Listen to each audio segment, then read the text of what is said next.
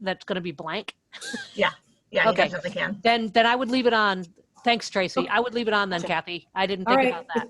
I'm leaving Thanks, it on. Tracy. Actually, go ahead and stop the recording. That's no problem at all. Because the meeting link is the exact same, the chat, I think, should stay when people log back in. Because Hi, Jacob. I was like, whose voice is that? coming in surround sound from my living room. I was like, wait, we were just talking about you. That was really funny, Jacob. I was like, oh, okay. So we can stop the recording and we just leave the computer running. Okay. So I'll just turn it off and then start again. Sounds perfect. That sounds good. Thanks. Yep.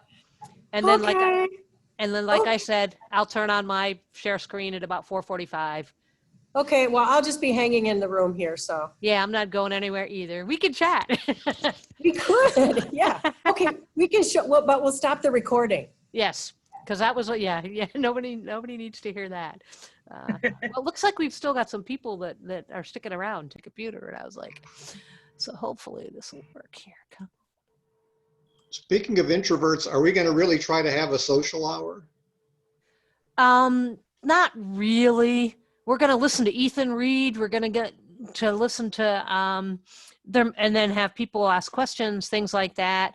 But we just kind of called it that so it wouldn't look as formal, I guess would be the way to look at it. Got people coming in. So there's no open bar, you're telling me. That would have been the way to get everybody to come, wouldn't it? Hey, I heard open bar. I think that was, now do you go by Leslie or Les? Well, less to everybody but my grandmother. Okay, because I'm She's Leslie. no longer so, with us. So. So that way I'll know that they're talking to you and not me. That's right. It's a discriminator there. Because I was like, I don't think I've ever been on where there's somebody else with my name. Or I have his name. I don't know which way that works. But yeah. My guess is I had it first. Oh, nice. Look at that. We figured we'd give people some previews of what some of the coming attractions or what the I was hoping one of those was for me. Well, who knows? We won't know till we see people winning. Yeah, nice. That's really awesome. Yeah, this is the poster that Pedro made. Nice. It's blown up a little bit so it looks, but it's got all the women on it. It's great. Pretty cool. That's great. And then there's your. Yep. Oh, honey. Yep.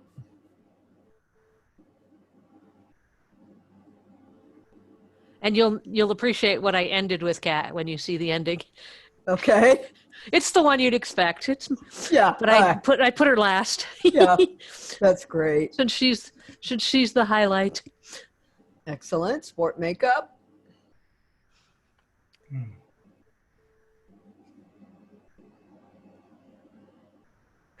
Oh. Isn't that amazing? That's Chris Bryant of the Chicago Cubs. Oh, me. I know, I heard that. And there's Maybell. Oh. That's great. We're not auctioning off Maybell. No. We're giving a phone call to yeah. Conversation with Maybell. Yeah. But yeah, that's great. We just figured each time we have a break, Kat. Yep. I'll have this playing when people come back. So I'm going to play it a couple more times as we wait just so that people could see what. Yeah. No, I think that's a great idea. It's supposed to go back to the beginning, but now it's not. So let me try this again. I guess I have to restart it myself. It runs on its own, but it didn't go back to the beginning. Yeah. I must have screwed up something in the settings, but that's all right. That's all right. Well, so far so good, huh? Yes. I was chatting with Kathy during the break and Catherine, and we all thought things were the amazingly good presentations to kick this off. It was fun. Good. Yeah, I thought so too. Yep. And we figured out how to get the sound working. It was just something she didn't click. So that's why she wants to show it again. Yeah, it's no only 30 problem. seconds because without the as you know, without the music, it wasn't nearly as. Yeah, no, that's it was very dramatic with the music. Right. Well, and we're going to have a lot of, I think we're going to have enough time to be able to, Yeah. say that. And so. like I told you, if after Ethan's and there's questions, if there's opportunity for people to just open up and ask some questions or Yep. just want to chat a little bit, we can do that. Right. Right. I just Okay. don't want to start the 6 o'clock early because I suspect there will be people coming on maybe just to hear that. Oh, sure. And Yeah. so, No, that's no problem. And I can always, if we're done, I can also start the discussion about the exhibit. So, right. Because that's, yeah, Yeah. no problem. Yep. We'll do a little song and dance. I figured there wouldn't be any issue. Now, do they have to make us Has she made you a co-host yet? let me check and see. Because I know Ethan is, and I saw that Paul was. Well, If she hasn't yet, she will. yeah. It I should did. say, okay. Thank you, Kathy. Hi, Kathy. Hi, how are you doing? I'm peachy. How about you? Here I am. Yeah. There she is. Here comes my students. I don't see you. You don't see Kathy? No. It's Hang 'cause you're on. not looking for me. I gotta scroll down. There you are. Wearing her Chicago Cubs. Yes. Because her students are coming back in the room, so she has to. Yeah. Good. And I see Kate, who has very little hair. Oh, yeah, you haven't seen her since she chopped it all off. No. Yeah. I forgot I'd seen you since Kat has then, Kate. Yeah, you saw me right before the wedding. So Oh, interesting. I had to take some off and he started taking it off and I just told him to keep going. Oh, wow. That's amazing. You look like your mother without hair. Uh-oh, that didn't seem to generate a good reaction. No, I just meant you look more like your mother now with that haircut. That's all. Yeah, it is much shorter than my mom's hair, but when I first cut it short like that, I essentially did have my mom's haircut. Yeah, that's funny. Yeah. And yeah, it just reiterates how much we really do look alike. Yes, I know the feeling.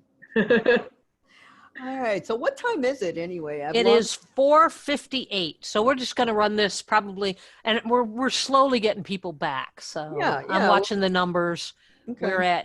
We're only at 29 right now. Yeah, well, there's no point in jumping right in, so. No, we got a couple. And Kat, I don't know if you've met Ethan, but Ethan is he's here and he's. Yeah, we met yesterday. We did Okay. a little run through. All right. Yes. And, I told him he has a great voice. He sounds like he should have been on the radio. Yeah. Face for the radio too.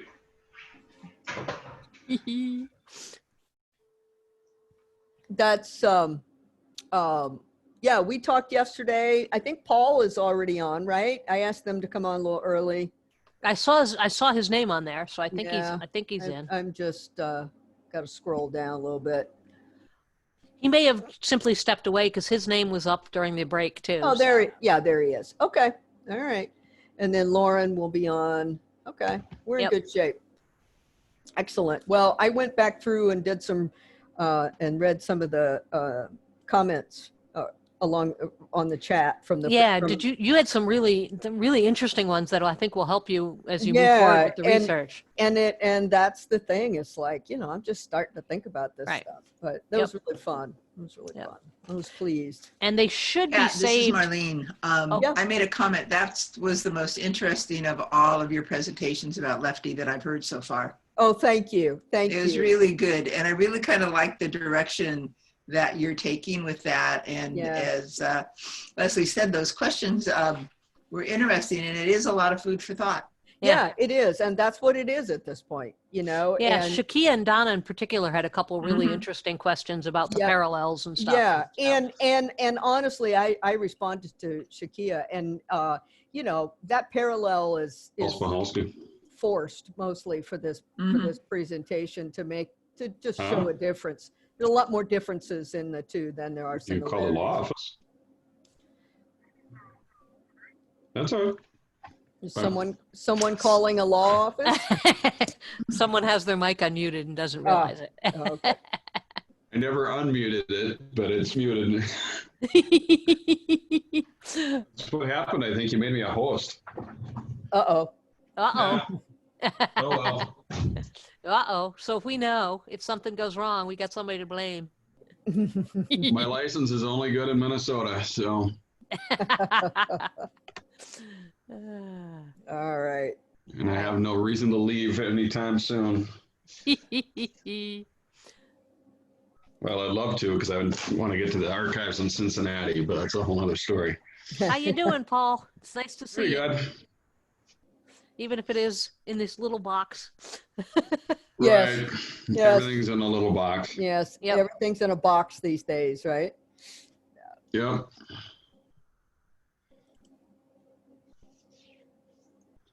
Yeah. All my courts in a box. My classes are in a box. Yeah. Yeah.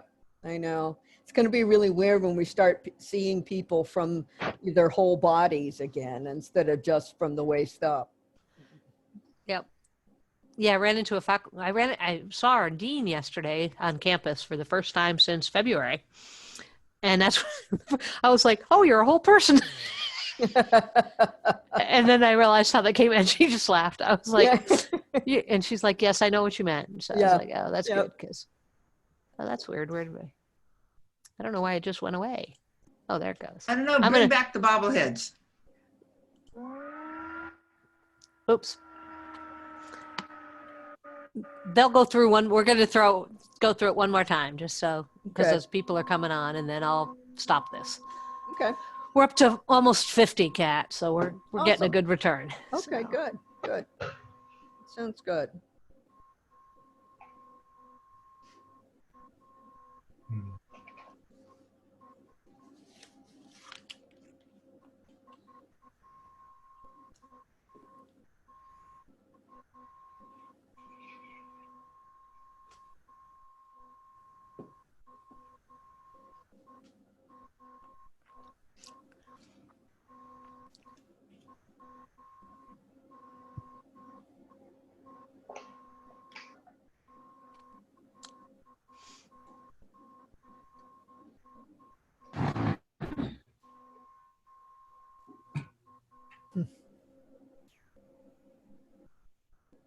Hey, Ethan.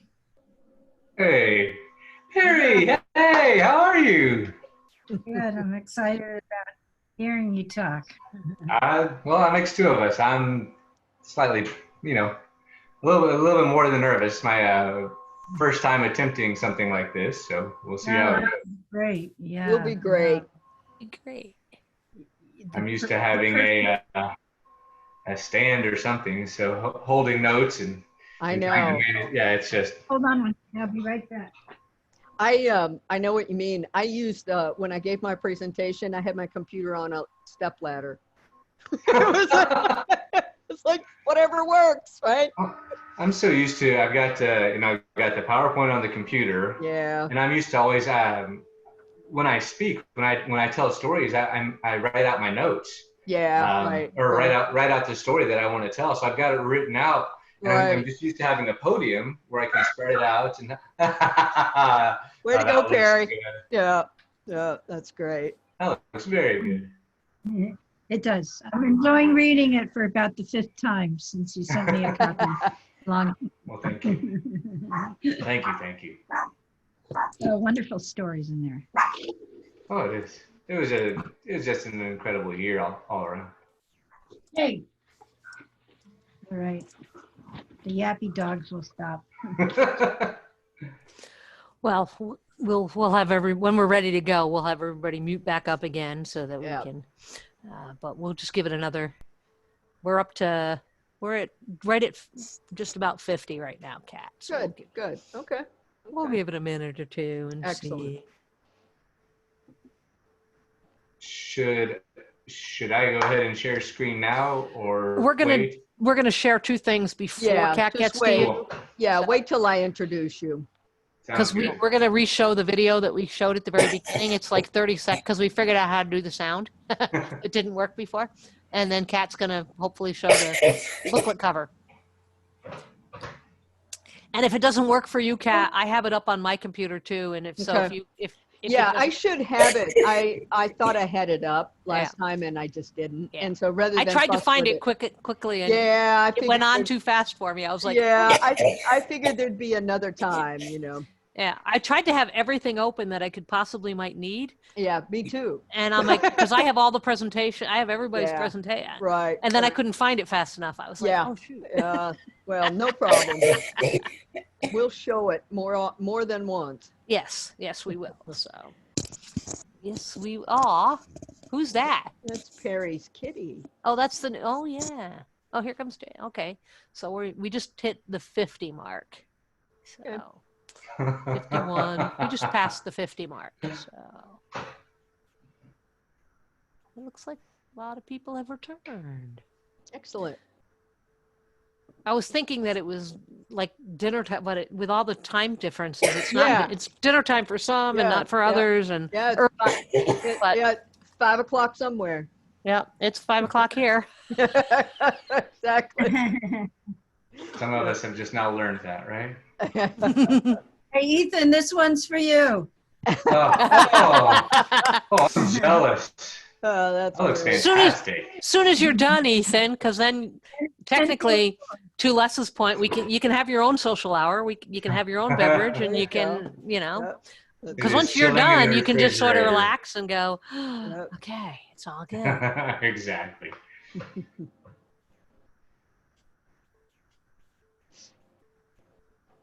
I don't know that I've been on a Zoom call with this many people at once. This is kind of intimidating. Yeah, Ah, everybody's going to cool. turn off their video when you start talking, and you won't even see anything. So you'll be good to go. I was actually relieved to see that when I started doing mine. It's like, oh, I don't have to see those faces.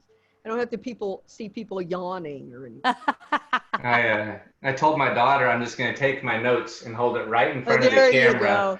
and then I'm perfectly fine. I'll be completely oblivious for 10 minutes. You'll just be the voice in the voice. That's right. I have no problems just being the voice. It'll be good.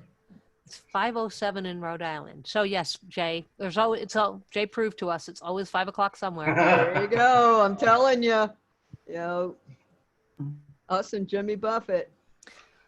So we have a couple of Canadians that have signed it. So we do have Excellent. North America kind of. So it's not just Excellent. Wow. Excellent. I love it. And I don't know if the two Australian folk will be joining us at some point or not. Yeah. But we do have. They may just choose to listen to the recordings later because the time difference is pretty. That's a tough one. Yeah. Yeah. Go Canada, go! Yes, yes, yes.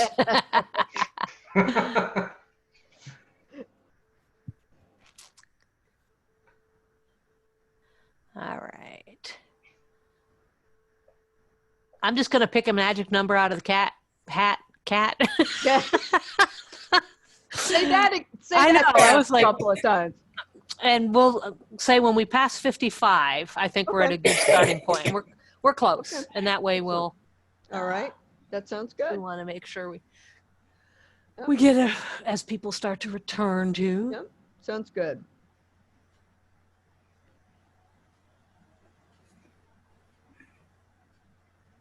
We're at 53 right now, so I just arbitrarily picked 55. Okay, It's a nice round number. exactly. Well, I'm really blown Why? away by Is the there something participation. wrong with 53? That's the No. year I was born. I arbitrarily picked that as the number that when we hit that again, that's when we're going to start officially. So we're at 53 right now. I figured that was close. So. I thought you were going to say that's how old you were, Perry.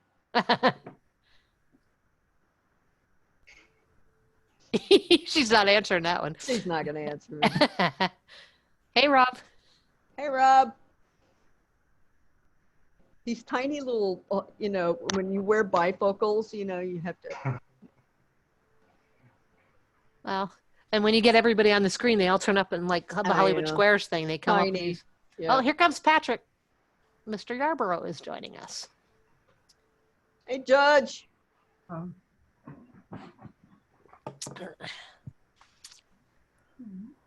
Saw his name pop up on the screen, so I was like, cool.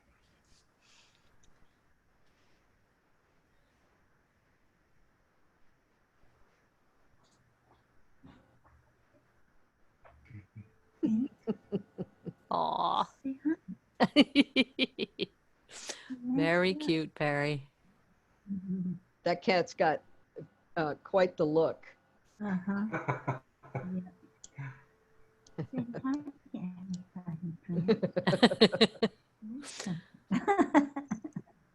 The featured guest, yes. The Yes, featured exactly. guest.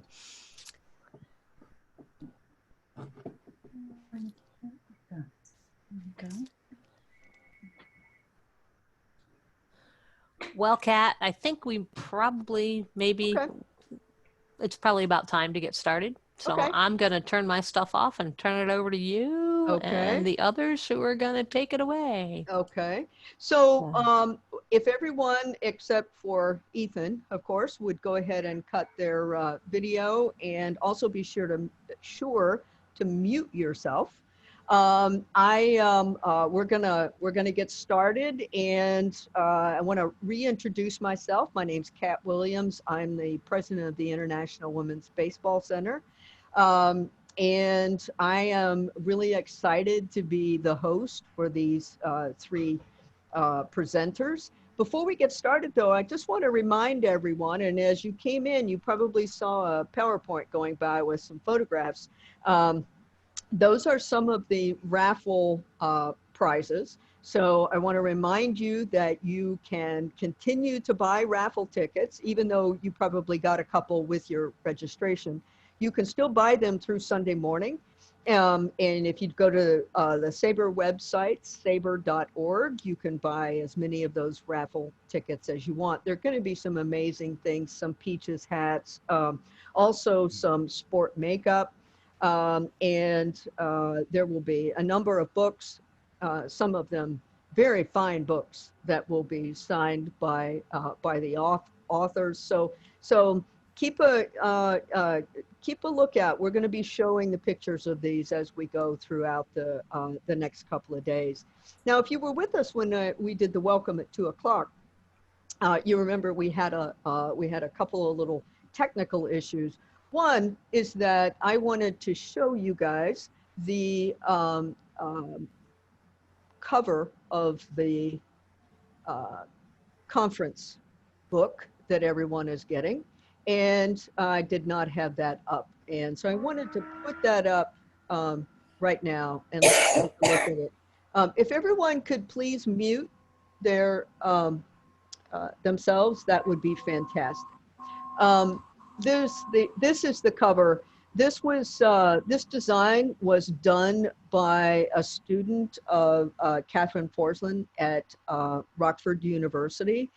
This book, the souvenir book, will be mailed to those of you who registered at the $50 amount. You can also buy extras. I have seen not the hard copy, but the electronic copy, and it is fantastic. So just remember, those things will be mailed along with your other swag. The other technical issue we had was when we were attempting to honor and show off Rockford University, we had a little trouble with the video, but I think we have that squared away. And so we want to just show that again. We want to give all the kudos possible to Rockford University, their president, Eric Fulcomer, and also the number of students and faculty. So Kathy, if you have that ready, go ahead.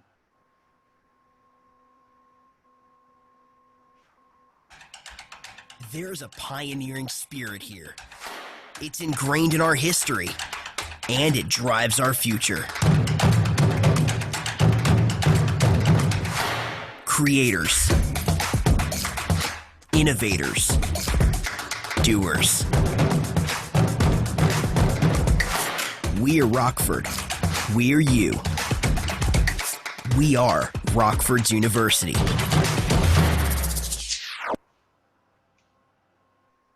Very nice. It was well worth the wait, don't you think?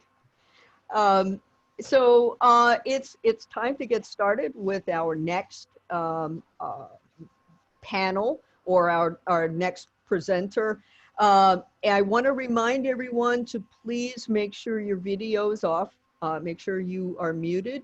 And as we go through, I'll be keeping track of questions and things on the chat. So if you have questions or comments for Ethan, please use the chat feature and I will keep up with that and ask some questions. So Ethan Bryan, as many of you know Ethan, Ethan is the author of 10 books. That makes me sweat to think about it.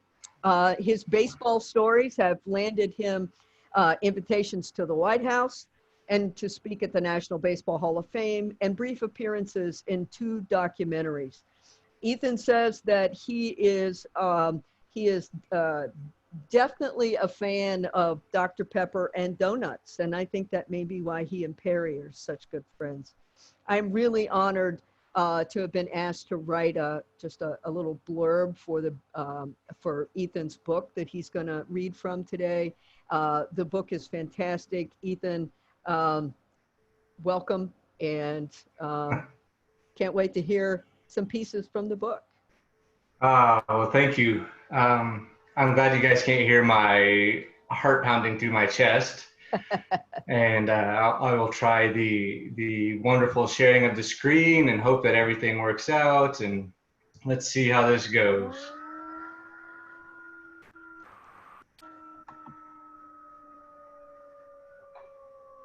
So for the calendar year 2018, I played catch every single day.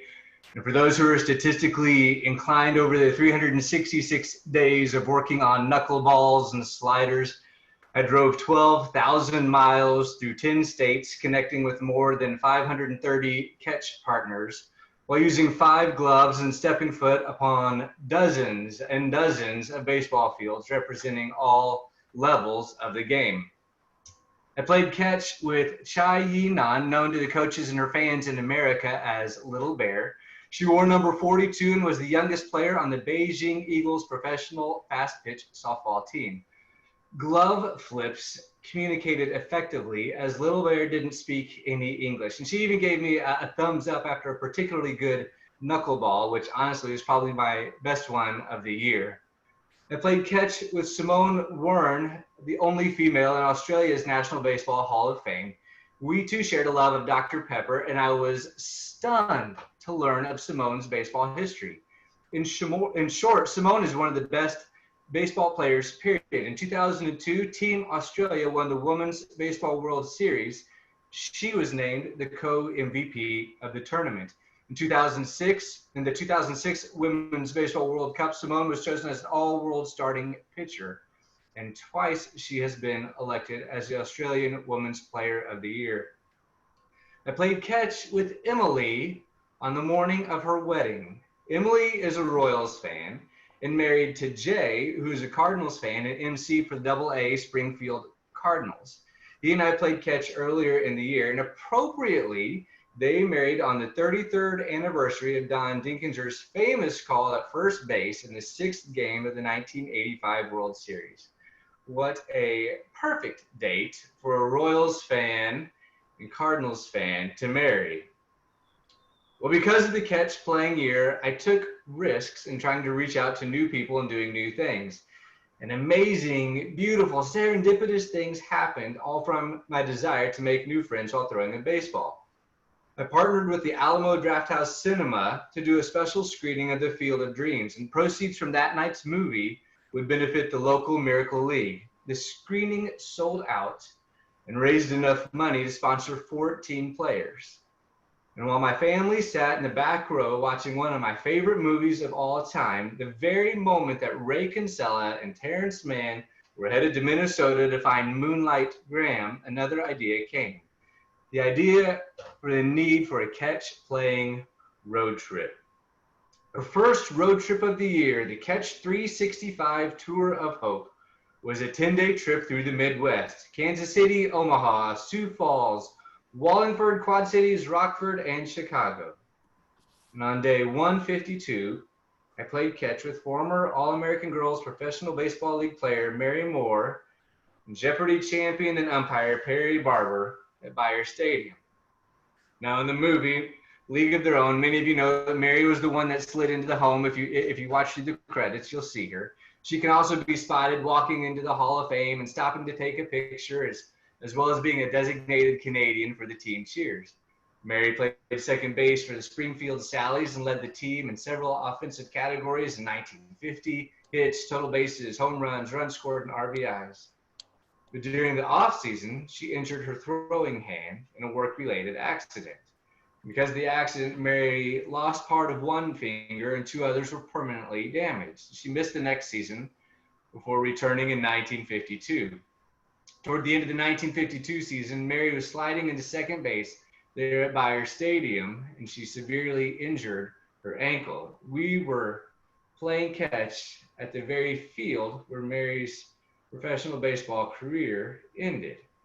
Mary expressed no regrets whatsoever. She seemed thrilled to play the game, to know that she was good enough to be a professional ball player.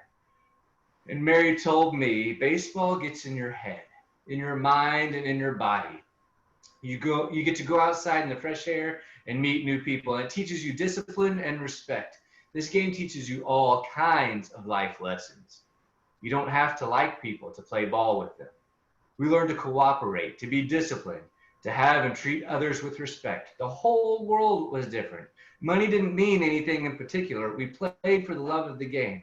Baseball is life. Anything you learn from or about baseball can be applied to your daily life, to any relationship you have. And then Perry added, my dream is for this game to expand so that the inclusion of girls and women is so completely normal that it's not even worth mentioning, because of ladies like Mary.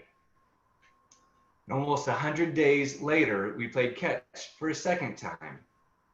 The girls of the All-American Professional Baseball League were in Kansas City hosting their 75th reunion. Perry, the umpire, and Mary, the middle infielder, were going to be in my neck of the woods. Bob Kendrick, the president of the Negro Leagues Baseball Museum, led the group on a tour sharing stories of Jackie Robinson, Satchel Paige, and Buck O'Neill. He paused and went into detail about one of the new exhibits, the Beauty of the Game exhibit, featuring the ladies who played in the Negro Leagues, Connie Morgan, and Toni Stone, and Mamie Johnson. Toni Stone playing for the San Francisco Sea Lions in 1949. A couple of years later, the Indianapolis Clowns signed her to fill the roster spot that was left by Hank Aaron when he signed with the Boston Braves. And Stone was joined by Peanut Johnson, the pitcher who compiled the 33-8 record in her two seasons. And in 1954, the Clowns signed Connie to take Stone's place in the infield after Stone was traded to my beloved Kansas City Monarchs. Well, at the end of the tour, on catch playing day 250, standing with the statues on the Field of Legends, Mary and I played catch a second time. And this time we were joined by Terry McKinley Usselman. Well, Terry is an outfielder from Chicago and a big Notre Dame fan. And she played one season with the last season, told a hilarious story about being fined $2 in her very first game. Well, I was fined the first $1 for bunting, then another $1 for stealing second base, but the coach hadn't given me any signs or said anything to me. Well, the three of us played catch, surrounded by legends, both bronze and living. And several people took pictures and recorded videos, but no one else joined in. Before I could put my gloves away, though, several people tried on my old 1940s Wilson glove and smiled. This feels just like mine used to feel. Bob Kendrick, who was catch partner on day 34, said, the story of these men, these ball players, is a story not about the adversity, but about everything they did to overcome that adversity. These men simply dreamed of playing a game, and they ended up making history. Their passion, their dedication, their courage not only changed the game, but it changed the country. Even through the worst of adversity, when others didn't think they were good enough, being judged by gender or race or both, the ball players of the Negro Leagues and the All-American Girls Professional Baseball League are still teaching us plenty of things through this greatest of games. No matter what others think or say, keep playing anyway. Keep dreaming anyway. Dare to laugh and have fun anyway. And whatever you do, don't give up, because people and circumstances can change. I would not have met any of these people. I would not have made 500 catch-playing friends were it not for my daughters. My daughters inspired the catch-playing year. January 1st, 2018, it was single-digit temperatures cold, but the sun was bright, the sky was blue, and there was no snow on the ground. For Christmas 2017, my youngest daughter, Sophie, gave me a baseball upon which were written the words, "Dad, want to play catch?" On that first day of the year, I yelled at her and said, "Sophie, you want to play catch?" "Outside?" she asked.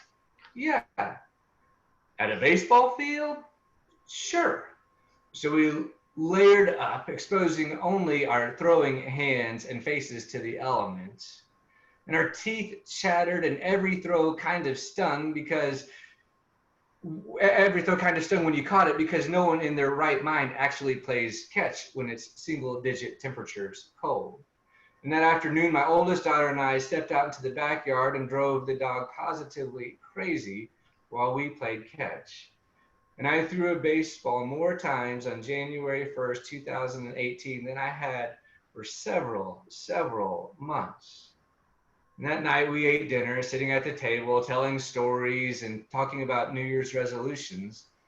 And my daughters encouraged me, said, "Dad, what would happen if you tried to play catch every single day for an entire year?" I was convinced the effort would end in surgery.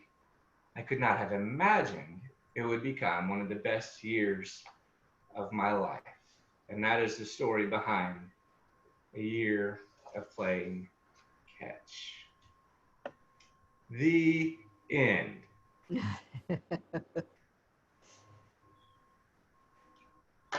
Thank you so much, Ethan. That was fantastic. And I have to tell you, an entire day, let alone an entire year of playing catch, my arm is aching just thinking about it. But I really appreciate it.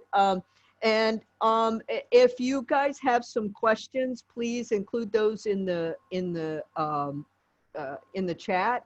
But while people are doing that, Ethan, I have a question. What do you have a favorite of the days that you spent playing catch, either a location or a person or something like that?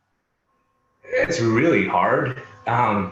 That day at the Negro Leagues Museum, where I'm there, I love the Negro Leagues. I'm a huge Kansas City Monarchs fan. One of my regrets is I never got the chance to meet Buck O'Neil, but to be in that museum with the ladies of the league and see the collision of the worlds and how much similarity there was between their stories, it was just so powerful. And just to hear conversations in the background as we're walking around looking at the memorabilia. So that's one of the days that stands out as a highlight. Another one that's one of the memories I'll hold forever is I got to go with my dad to the Field of Dreams. Oh, nice. So that was pretty special. Nice. That's very nice. Was that included in the year that you're talking about, or was that something you had done? We had never been. It had always been one of those things on my bucket list of, one of these days I'll make it to the field. And I received an invitation from a journalist that one of his readers wanted to meet me there, and so we went late July, and it was a picture perfect day at that's great. One of baseball's sacred fields. That's fantastic. Well, I know it must be a memory that you will hold for a long time. Do any of the rest of you have questions for Ethan or comments? I know he didn't ask to play catch with me, and I'm trying to get over that slight, but there's still time. There's still time. And I know that for many of you, you've enjoyed reading this and hit this book already and hearing these stories. Are there questions or comments that the rest of you would like to bring up? We still got a few minutes here.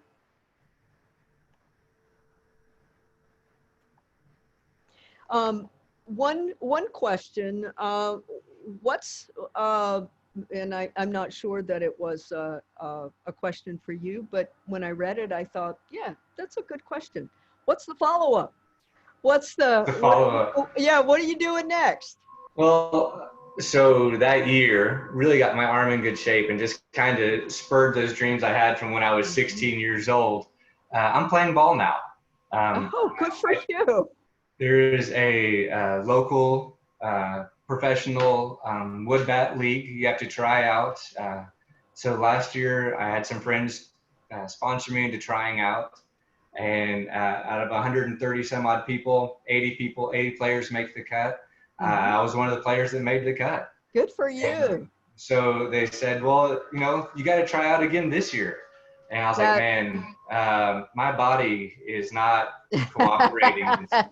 None of us are getting any younger, are we, Ethan? Well, what about the next book, though? I think it's going to be this. I'm now in season 2 of playing. That's awesome. And it's there's lessons to be learned being the old guy on the field. And lessons to be taught too. Well, no, I'm still a rookie. Okay. Well, if we don't have any other questions or comments for Ethan, is there anything you'd like to add before we wrap this up? It's really been a wonderful reading. Well, I guess, yeah, if you're interested in the copy, the easiest way, you can just send me an email, hello@ethanbryan.com, and I'll get it in the mail just as pronto as possible. That's but I'm thrilled for this opportunity. I wish we were in Rockford. I wish I was in Rockford, I should say. Yeah, I know. Well, you know what? Next year. Let's Yes, hope COVID moves on out and we're there next year. Well, thank you again so much, Ethan. I hope that we will see you in Rockford next year. And I've already had a chance to read through most of my copy too. So I highly recommend the book to everyone. Thank you so much, Ethan. Thank you. What a pleasure. What an honor. Oh, thank you. It was great for us too.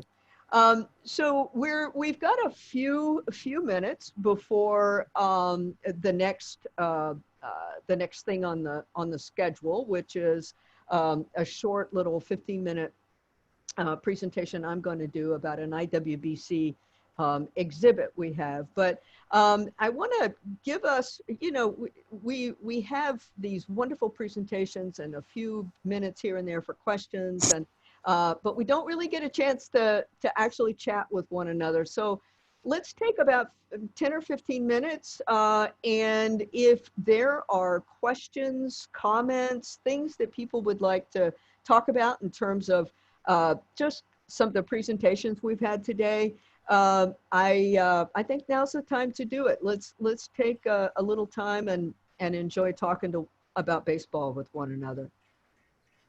So if you want to unmute yourself and make a comment or ask a question, please feel free to do so.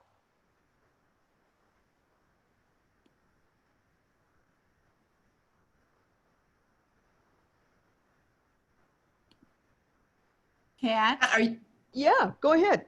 Maybe somebody, maybe you or Leslie could explain a little bit about how the raffle is going to work for people who have tickets that came as part of their packet, and just maybe explain that.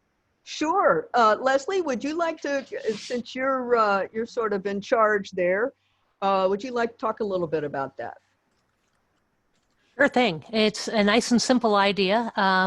We're simply taking everybody that bought raffle tickets or will buy raffle tickets and the number of people, and I got all the names, and the power of technology makes it very easy. we're doing a random name generator, and on Sunday we will, at the first break that we have at 12:30, we will pull names for the first group of raffle prizes, and then at 3 o'clock we'll pull for the second, and it will be done randomly, and it will be done, I will pull the name and our hosts will read what the person wins. You do not have to be present to win because we're going to mail everything to everybody, but as you'll watch over the next couple of days, you'll see what some of the prizes are, but that's simply the way we're following the example that SABR used for their raffle during their conference. But that's, so it will be a nice and random, and technology does it all for us. Gotta love it when it works, right? Thank you. Thank you, Catherine, for bringing that up. And is another reminder to, you can buy those raffle tickets through Sunday morning. So is there anyone else who'd like to have any questions or comments or anything you'd like to discuss? The weather, the meaning of life. Can Leslie talk more about the Women in Baseball Committee in SABR? I believe she probably Please. could. Leslie?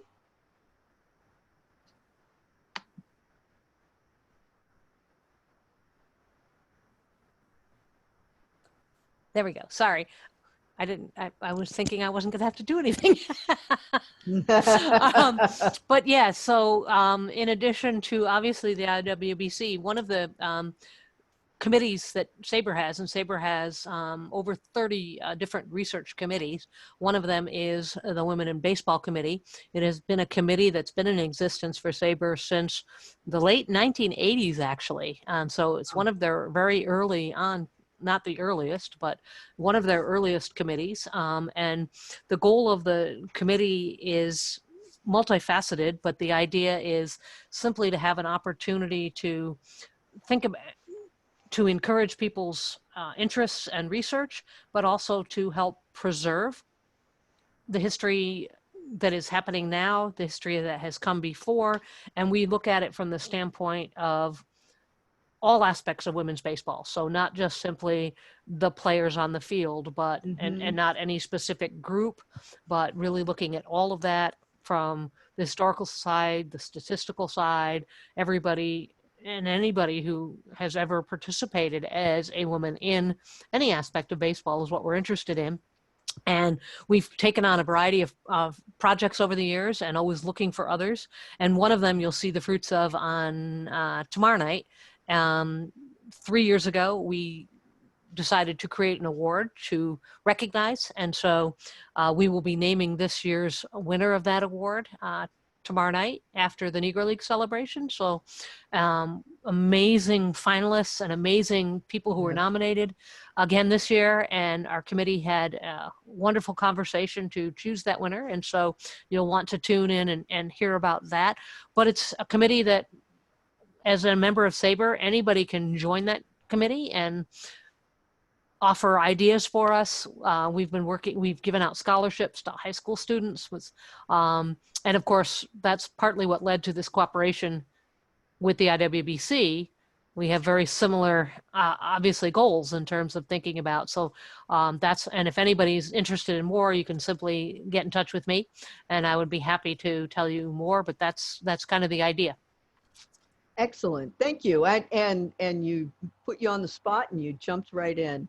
Well, I'm going to go ahead and start I'm going to share my screen here. I've got a short little. Kat, there's a comment from Donna in the chat. Okay. I don't know if she's asking a question about the speakers and presenters. It's an interesting one. Okay. Donna Cohen is asking if it would be possible for the IWBC to create an offering of some of our speakers and presenters to speak or present virtually to some leadership sport, to some university classes. She teaches a class, sport leadership, sport law, ethics, and equity at UMass.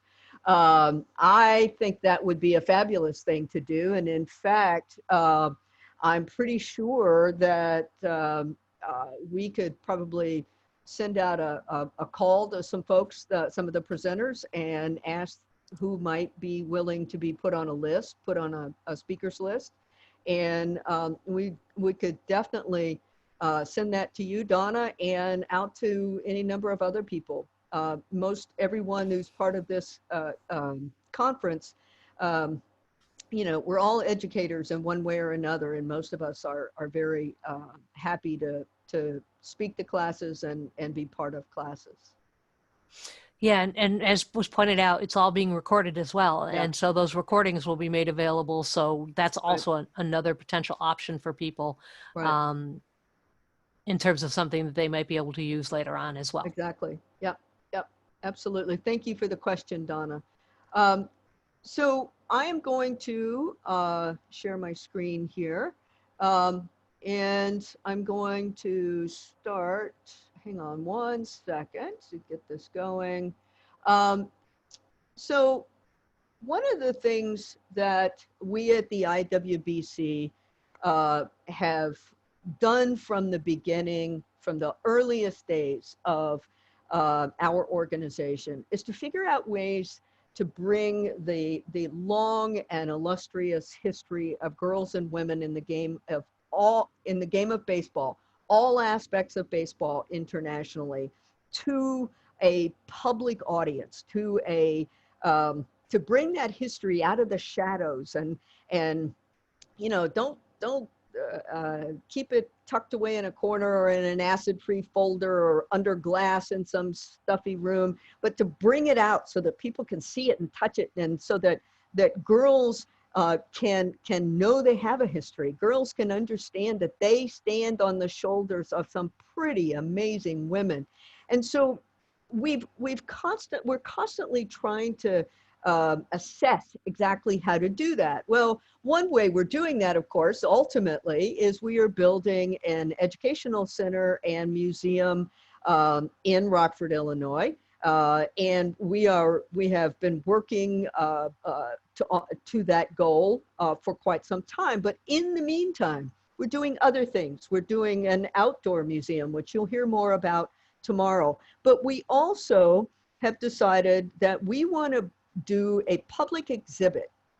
We want to do a permanent exhibit in a public space in Rockford that is available free of charge to anyone who wants to see it, participate in it. And so we talked about this a little bit, and we weren't exactly sure where we wanted to have this exhibit, or even what it would look like. And then we were made aware of the fact, or well, we have been aware of the fact that the Rockford Riverfront, of course, is undergoing some great change. And when we realized, or when we heard that the new Embassy Suites Hotel was going into the old Zayach building, and that Gorman Industries was renovating it, we reached out. Through some contacts, we reached out to some folks and said, hey, what if, when you open this new hotel, what if we have a spot there where we can create this exhibit? And so they were very interested. They've been very excited about this process. And as most of you now know, the hotel itself is open. This is just a picture of the inside of the lobby. And so it took us a little time. We had a couple of walkthroughs when it was pretty much a gutted building. And we found a place, we found a slot along a hallway as you enter a bar and restaurant in the downstairs of the lobby. And Cambridge 7 Associates, who are our museum designers, have come up with a fabulous idea. This is, it's going to be based on an interactive sort of quilt-like pattern. What you have here is what that wall is going to look like. Now, this is not going to be the best possible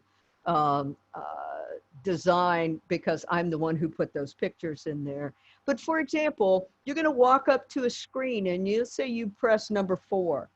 Well, number 4 is going to take you to the first 4 women who played for the Peaches. And you've got that picture down in the lower left. And so then you'll touch that picture and then you're going to get all kinds of information about it.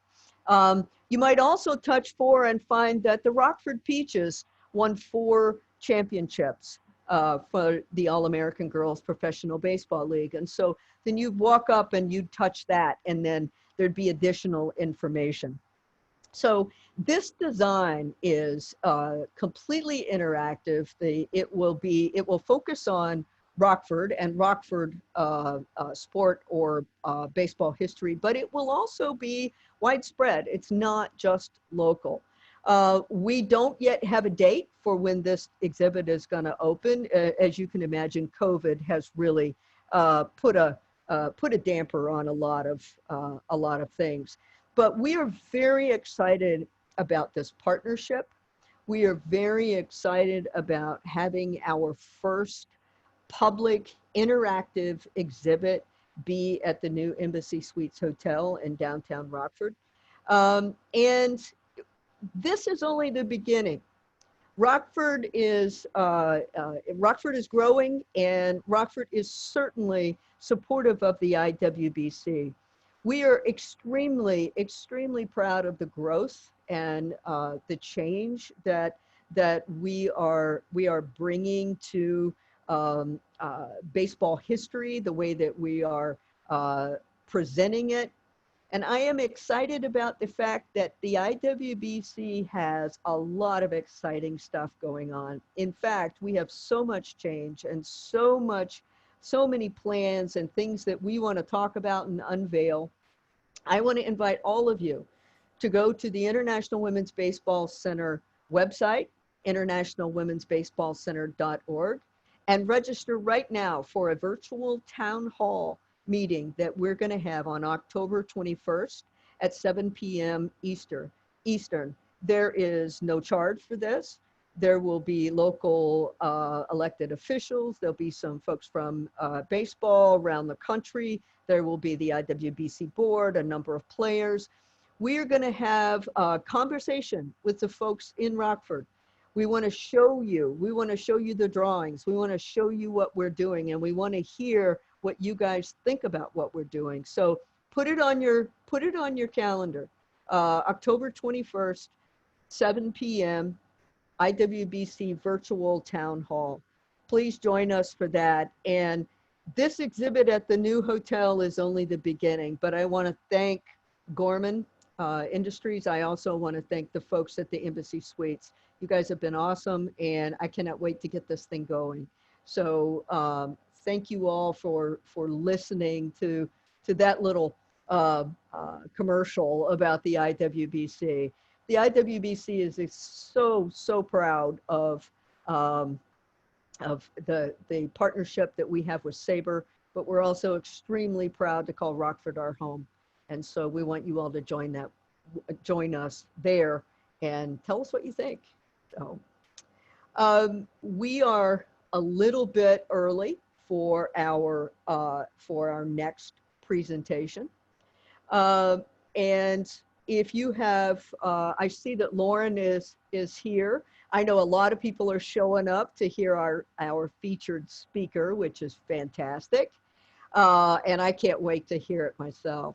But I want to make sure that we don't get started too early, because I know that folks are popping in just to hear you, Lauren. So welcome. Thank you. Thank you. Thanks for the invite. Of course. Yeah, I wanted to log on a little early just to make sure everything's good. Well, we appreciate that, because we don't want to have to chase you down or anything. Certainly. One of the things that we had done, that we did before my discussion of the IWBC and the hotel exhibit, was we kind of just opened up a conversation, and just, if people had questions or comments or things that they would like to bring up about either the conference or researching women in baseball, and then, and we had some good suggestions. So let's take the next 10 minutes and let's just continue to do that. I want to make sure that we wait until exactly 6 o'clock to get Lauren going. So So let's talk a little bit more about the questions you guys might have, or the ideas that you might have for this conference going forward, or questions you might have from some of the earlier presenters. Where if they're on here, I'm sure they'll be happy to talk to you. And I would point out that we did just put up the link for the IWBC town hall in the chat. So please take some time to go do that.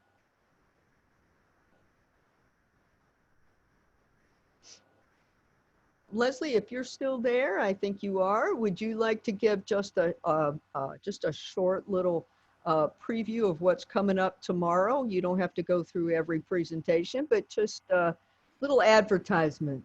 Sure, I can do that. Not a problem at all. We're going to kick off the day tomorrow. And again, for clarification for everybody's sake, it is Eastern Standard Time, and I apologize for that. I told a few people, I said, that's because I made the schedule and I convinced the committee that I would be too confused if I didn't go with my own time. So we're starting at 11 o'clock in the morning with a panel of individuals, and it will be hosted by Elizabeth Benn from Major League Baseball. One of those participating will be Rachel Folden from the Chicago Cubs, and player from the Team Canada, and a high school coach. And so it should be a wonderful kickoff to the morning from 11 to 12. And then we're going to hear a variety of presentations throughout the day on everything from Harriet Spalding. We always think about Albert Spalding, but not necessarily the influence there of his wife. We're going to look at the actual baseball rules of Major League Baseball and how they could be rewritten to look at participation for women and some of the language. One I'm looking particularly forward to is a presentation on the Dolly Vardens, the first African-American women's professional baseball team from the 1880s. We're going to hear about Mamie Peanut Johnson. We're going to hear two really cool presentations on preservation and archives and digital collection and how we save all this wonderful history. And then, of course, we are going to close out the day with the big highlight for all of us, which will be the celebration of the Negro League's centennial anniversary and the revealing of our pylon memorial, and then the presentation of the Dorothy. And then we're going to stick around for those who want to, and this would be an opportunity.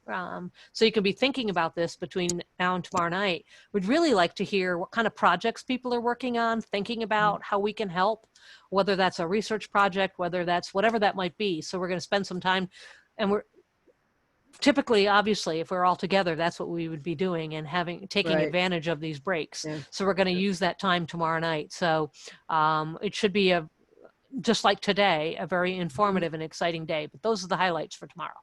That's really fantastic. I've had a number of people reach out to me over the last week or so, getting ready, and the lead up to the conference, just blown away by the schedule. And it's already been pretty fabulous, and I think it's going to continue to be. Are there any other conversations you guys would like to enjoy? Pretend you're at the bar at the lobby in the hotel of the conference. So we'll take advantage of a few minutes.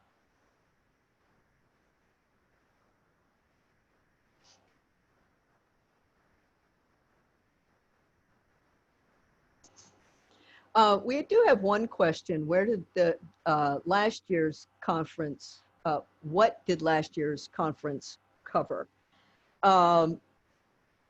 Last year's conference, I'm trying to remember, we did not have a specific focus the way that we did this year, if I'm remembering correctly. That's correct.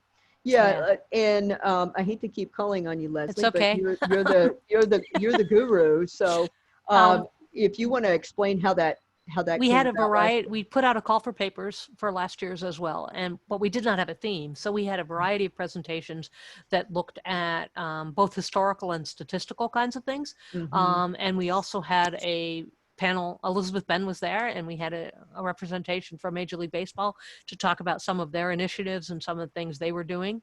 And so similar format to this year's, just simply without a particular theme. So we didn't necessarily have a particular focus. And so that's a question for some of you to think about too. And I'd be curious if you want to throw it in the chat over the next couple days. If you have ideas about a particular theme or a topic you'd like to hear us to consider for our future conference, that would be really helpful too. And so I'm seeing a few things in there already. And so again, think about it over the next couple days. Feel free to throw it in the chat. We'd love to know, because we're always thinking about, well, what is it that people want to hear? What is it that people, and just because we have a theme doesn't necessarily mean, as you've seen, that everything has to focus, but it gives opportunity to really highlight a particular idea. And so last year's, because it was the first, we really didn't necessarily think it needed a theme, because we just wanted to open up the possible and see what people were interested in. And so that was kind of the approach we took last year.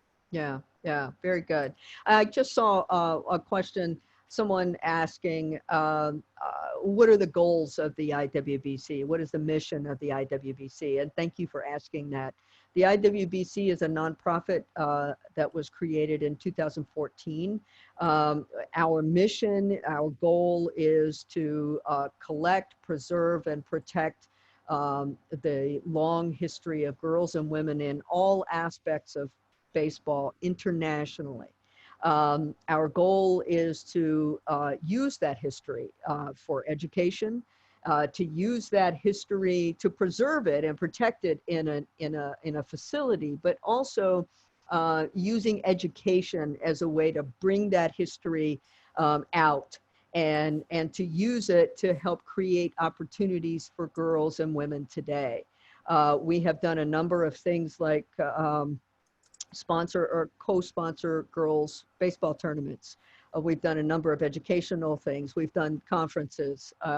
And we are working on an outdoor museum, which again, folks will hear more about. So we would welcome anyone to go to our website, internationalwomensbaseballcenter.org, or find us on Facebook, reach out to any of us. We'd love to talk to you some more about our goals and our mission. And hopefully, have people join us and help us make those things happen. Okay, are there some other questions or comments? We have like 1 minute is all. So if anyone has anything that they're just burning to say, now would be the time. And Kat, I also have a little bit of a slideshow that if you want, we could start with that to give 2 minutes for people to log back in and get settled as well. Okay. It's a kind of a little slideshow from the last year to 2 years of what I've been doing with the film and the places we've been and some pictures of some of the players and things like that. So if you want, I can start with that as well. Okay, that sounds good. And assuming that works for all of our tech people, we can certainly do that. Let me, we'll go ahead and do I want to make sure that I get a chance to introduce you, Lauren. It's an honor for me, and for those of you who are coming in because you want to hear Lauren. I promise to make this very short. Lauren Meyer is first and foremost, as she says, a storyteller and a champion for the underdog, and that certainly comes out in her new film, The Other Boys of Summer. She is an Emmy-nominated director, and her work has been seen on dozens of TV networks and digital platforms. Some of those include ABC, NBC, Nickelodeon, ESPN, TLC, Discovery, Netflix, and Amazon. We are extremely excited and honored to have as our main speaker for this second annual Women in Baseball Conference, Lauren Meyer, and I cannot wait to hear you tell us about this fantastic film and maybe show us a little bit of it as well. I want to remind everyone to please cut your video and be sure to mute yourselves. But make sure if you have questions to put those in the chat, and we'll talk with Lauren when she's done. Thank you, Lauren.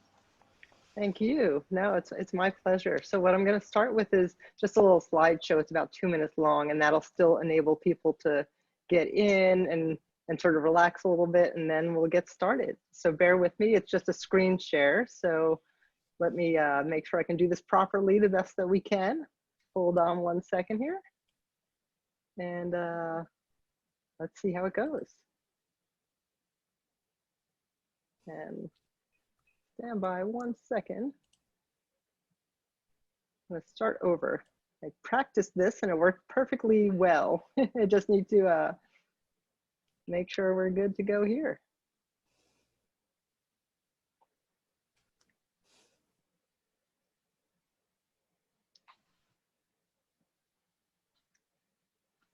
All righty. And let me know if there's any problems. We're just going to hit play.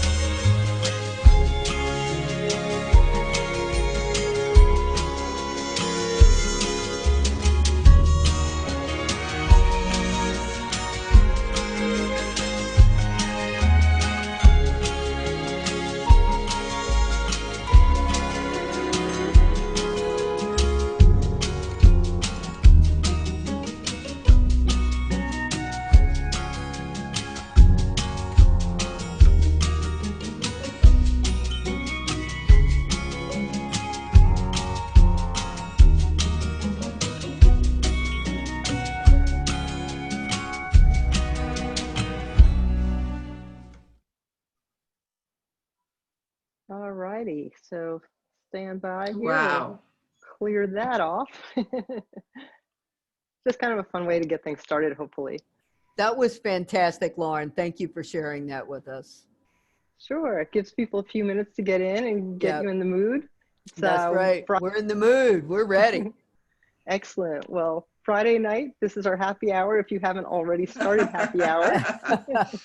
Let's so do it. Home, you never know. We've got a Friday night. Hopefully this will kick off the weekend. There you strong. go. There you go. I want to remind everyone to mute themselves and to turn off their video, and be sure and put some questions in that chat, because I'm sure you're going to have lots of things to ask Lauren. Thank you, Lauren. Sure. No, thank you. So I'm going to get started here. Just bear with me as I get my screen set up on my side. Almost ready here. All righty. So I really just wanted to start off by saying thank you. Thank you to Dr. Leslie Heafy for reaching out and asking me to participate. It's an honor to be part of the second annual conference. Thank you, Kat, as well. I look forward to having the conversation following my little presentation here. And I wanted to let everybody know that what I wanted to do tonight was really, leave you with something positive. I know that we're bombarded with all this horrible stuff all day long. So I just kind of wanted to put things in perspective a little bit and hopefully leave you with something positive. I have a little bit of a theme that I'm going with today, which we won't dive too deep into, don't worry. But the theme for tonight is patience and perseverance. And I'll explain why that theme in a little while, but patience and perseverance is what I'm going with. So for those of you who may not know me, I am Lauren Meyer. As Kat introduced me, I'm the filmmaker behind The Other Boys of Summer. If you're not familiar with the film, The Other Boys of Summer is a documentary that explores civil rights in America through the lives of the Negro League baseball players. And it gives an opportunity for the players, the men and the women, to share their stories of what it was like for them to pursue their dreams in spite of their situation, in spite of racism, segregation, and the lack of civil rights. And so that's kind of like the basic who I am and what brought me to this event today. And as long as I can remember, baseball's always been a part of my life. I remember attending a Mets game when I was really small. This is probably back, early mid 70s. And I remember going to Shea Stadium with my family. And this is the first game I remember being at. And we sat all the way up in the 500 level. So it doesn't matter where you live, what stadium you go to, the 500s are at the top. But when you're a kid, it doesn't matter. You love those seats. You're at the top of the stadium, looking down on everything. I actually do remember looking behind us and saying, oh, I wish we had those seats up at the very top. And now you look back on that and you're like, that's not where you want to be sitting. But I climbed up the stairs, me and my brother, up to the last row at Chase Stadium and sat in the back row and watched like a half an inning of the game from up there. So baseball for me is really, it's that feeling that you get. It's not about the statistics for me, but it's those memories that brings you back to a different time and often what seems like a much simpler time. So that was the beginning of baseball. Now that day was Mug Day. And back then it was Autograph Mug Day, which for me meant that we got our actual mugs and then you got a piece of paper that you had to check off which player you actually wanted to get the autograph for. And you fill out your form and then you mail it in, or you might've dropped it off at the stadium. And I remember a few weeks later getting an envelope in the mail and it had our stickers. They were stickers on a sheet of paper that had the autographs on them. And I chose Tom Seaver. So from my earliest memory, Tom Seaver was always my favorite baseball player. And so I remember peeling off that sticker, sticking it on the mug. And to this day, my parents still have those mugs at their house. They're not in great shape. The Mets logo is almost completely washed off. The stickers all the corners are peeling. But we had Tom Seaver, Willie Mays, Cleon Jones, and I think it was Tug McGraw was the last one, but I'm not positive. So we had a pretty great collection of autographs, if you count a sticker as an autograph. But so that sort of was my start with baseball. And then I also recall always wanting to play, because when you're little, you only know what you see. So for me, I wanted to play baseball. I had never seen softball. You don't see that, you see baseball. So I wanted to play, but also that was not accepted. Girls didn't play baseball. It was one of those things where girls play softball and boys play baseball. Thankfully, I was in the 2nd grade and the cutoff date for Little League, I just made it. So I was able to sign up for Little League. The only reason I was able to sign up for Little League, probably, was because to play softball, you had to be a year older. So in 2nd grade, I couldn't wait to play, but I wasn't old enough to play softball yet. So thankfully, my parents signed me up for Little League. I played 1 season, loved it. We were the red team. I don't know if we had a name or not, but we were the red team. I had my little red baseball cap that I loved. It was the first baseball cap or anything that I had from an organized sport. And I wore my little red baseball cap every day of the summer. Anywhere I could. And we went to visit family down at the beach in Maryland. And my uncle, which was my grandmother's brother, I'll never forget, he gave me such a hard time. Why is she wearing a baseball cap? And he would complained to my parents, she's a girl, what's she doing wearing a baseball cap? Take that hat off, you look ridiculous. Why are you wearing that hat? And I remember that summer and I was like, I am wearing my hat, Uncle Sam. And that was, those are the memories. And for me, that's sort of, the love of the sport. It began way back when. So yeah, that's sort of where things began. And then I started working on my film in 2007. And that's when I began interviewing Negro League baseball players. And at the time, I didn't know if it was going to be, I couldn't promise it was like a feature film or anything. I didn't have distribution. It was an independent project. I did not have financial backing. There was no broadcast outlet, but I sent letters to Negro League baseball players because I thought it would be incredible to be able to hear their personal stories while they were still able to share them. I recognized that most of the players had already passed away at that point, and I wanted to make sure that I could hear their stories. And for me, the reason I was so interested was because racism and segregation didn't make sense to me. I wasn't denying its existence. Of course, it was real, but I couldn't begin to walk in their shoes or to think that I could walk in their shoes. And so I wanted to find out, what was it like to go down that path and to live that reality of pursuing your dreams in spite of people telling you you can't, in spite of people denying you access. And that's where the Negro League players and the women from the All-American Girls Professional Baseball League really shared so much in common, because they all pursued their passion because they were denied access to what they loved. And rather than give up and accept that they were not allowed to play, they found a different way to do it.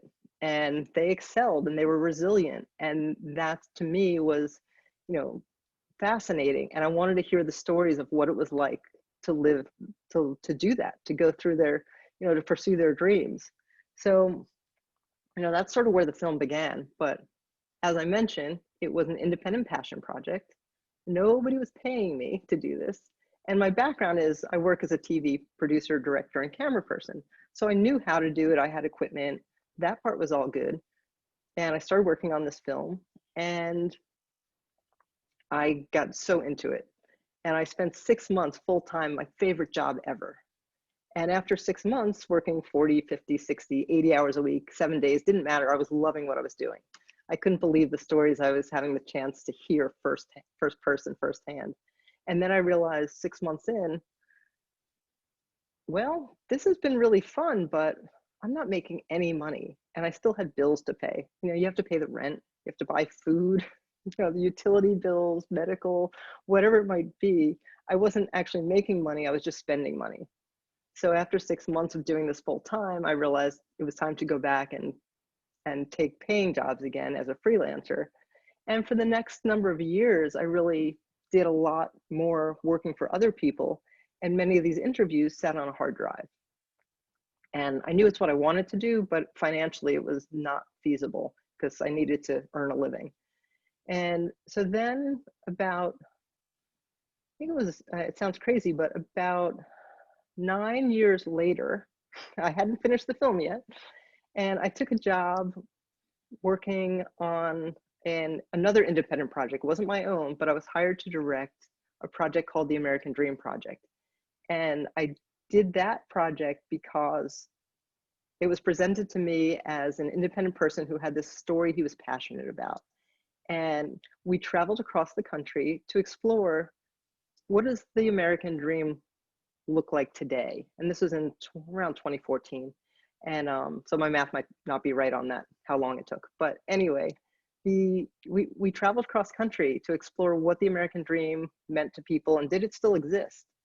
And that project also didn't have backing. It didn't have distribution. It didn't have a big budget. And when we finished filming the project and editing it, it got picked up initially by Hulu and Amazon. And then after Hulu and Amazon, Netflix acquired it. Once Netflix got it, that little project got nominated for an Emmy. And we were nominated for an Emmy for the American Dream Project. And we did not win. So I have an Emmy nominated director. But what I can share with you is we lost to Oprah. So if you're gonna lose, that's not a bad way to go. I think it was some little project, Super Soul Sunday or something like that, you know, some little nothing project. But in all seriousness, it was pretty spectacular, and that inspired me. It kept reminding me of my project. So the next project that I worked on, I directed another project that was a spin-off of that. And that featured individuals going after their dreams in spite of their circumstances. Again, direct correlation to the Negro Leaguers, direct connect to my passion project. But it was for somebody else, and thankfully I did get paid. And with that, we did an episode where we traveled to Wyoming, and it featured a couple who the husband always dreamt of being a cowboy. He grew up in Louisiana, always wanted to be a cowboy.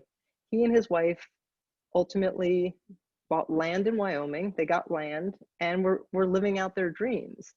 And while we were there filming that episode, Tim, the cowboy, says to me, you know, people often confuse patience with perseverance. Patience is waiting for something. Perseverance is pursuing. You have to pursue your dreams. And that was like this light bulb moment from this cowboy in Wyoming of, it's so simple. Why didn't I realize this? You have to pursue your dreams. You can't wait for somebody else to enable you to have that opportunity. And from the time we finished that episode and I finished the series, I made a promise to myself that I was going to spend the next year and I was going to finish The Other Boys of Summer. I wasn't going to be distracted by other people's projects. I just had to believe that if I put blinders on and focus, that I could finish the film and share it with everybody who would listen. And that would be my opportunity to help preserve the legacy of the Negro League baseball players. And thankfully, I accomplished that goal. And so that kind of brings me a little bit full circle back to today's conference about the players and about, you know, the Negro League history, but more important for me, it's the personal stories. So when I was interviewing the players, the first player I interviewed was Bob Scott. Now, Bob played for the New York Black Yankees. He's a phenomenal storyteller. And I knew that he told me he was friends with Mamie Johnson. So I asked Bob, this is back in 2007. Bob, do you think you can introduce me to Mamie or let her know about the film? I would love, love, love to hear her story. I'd love to capture her interview and hear her story and include her in this film.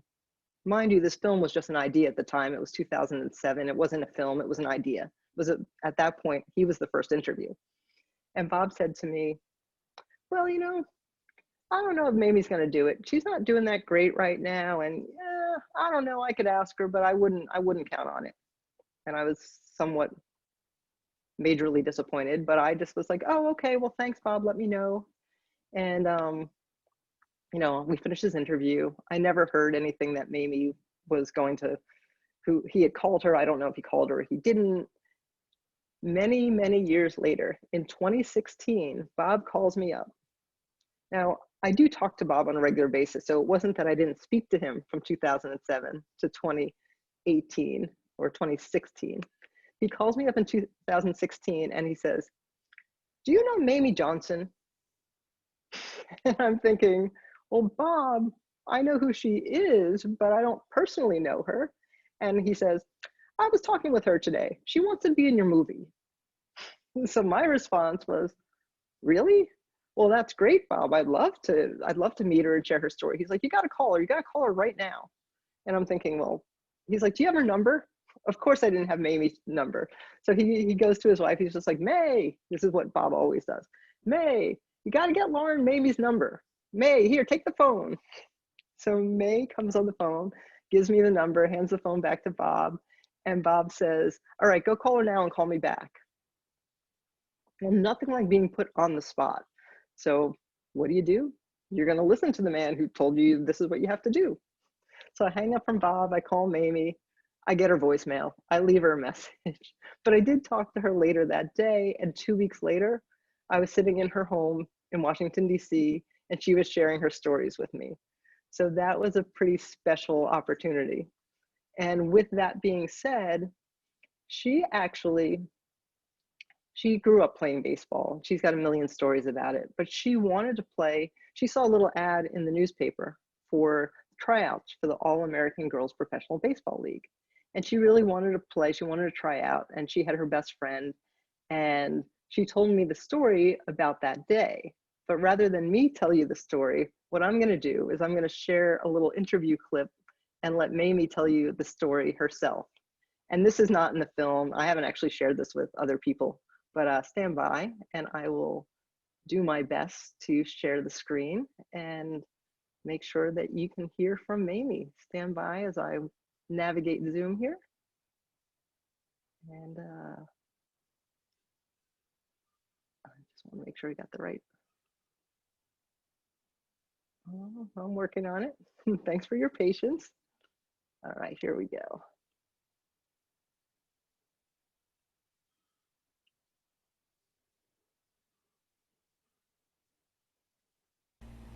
There's a lady by the name of Rita, who's a very, very good friend of mine. She played first base for the boys team also. And we saw it, and we said, Rita, I said, maybe we could play, you know, with all girls professional baseball. So she said, well, we can go see. And we got on the bus and we went to Alexandria to try out for the all-white team, you know. And we went there. We thought that maybe somebody would say something to us or ask us, you know, if we wanted to try out or play or something. But they ignored us as if to say, what are you doing here? What do you want, you know? Was it an open tryout? Yeah. Can you set that up? So I said to Rita, I said, I don't think that we're going to be tried or whatever, because I don't think they want us here. So I think we better go home, you know. So we did. We left. And about a month later, I left and played pro ball. And I'm so thankful. Oh, I'm so thankful that they didn't pick me or even try me out, for the simple reason I wouldn't be who I am today, because I'm the only woman that's ever pitched making Major League Baseball, and I've never heard of any more since then. So, hey, I'm me, you know. So I feel good, and I'm happy that they didn't pick me, because I'm somebody that nobody else will ever be. So that's a good thing for me. So I'm very happy about that. So there's Mamie in her own words, sharing what it was like for her to pursue her dream to play. Now, she ended up playing for the Indianapolis Clowns. Well, she actually went, so she got back to DC. She went to, you know, she was playing in a semi-pro men's league when she was scouted. She got the offer. She went to the Clowns spring training, I believe, in Richmond the next day and played for 3 years. And so she played for 3 years. When she was done with her baseball career, she went back to college. She studied to be a nurse, and she had a 30-year career as a nurse before retiring from that career. So again, it was her, you know, her resilience that she pursued her dream. Now, on top of that, so she had so many great stories to share. So she also shared with me, as did some of the other players. I wanted to find out from them, you know, do you remember what it was like the day Jackie Robinson broke the color barrier? Do you remember where you were when he stepped on the field for the Brooklyn Dodgers? And Mamie, the same as everybody else who I interviewed, remembers that day. They remembered it clearly. It was like, you know, growing up, you hear about people talking about where they were when JFK was shot, or Martin Luther King, or you hear about, I remember when we landed on the moon. You hear about the day the Berlin Wall came down. Do you remember where you were? Or the space shuttle, the Challenger. All those are these iconic moments. And for me, you know, Jackie Robinson, it was the 1940s. So I was curious, did it have that kind of impact? And did people actually have the chance to watch it or hear it? So I asked, and I've got the answer from Mamie that I'll share with you now as the next clip. Again, you know, it's just her telling her story of when I asked her about, you know, where was she when Jackie Robinson stepped on the field for the Dodgers? So stand by here, and we've got the next clip queued up, and let's take a listen.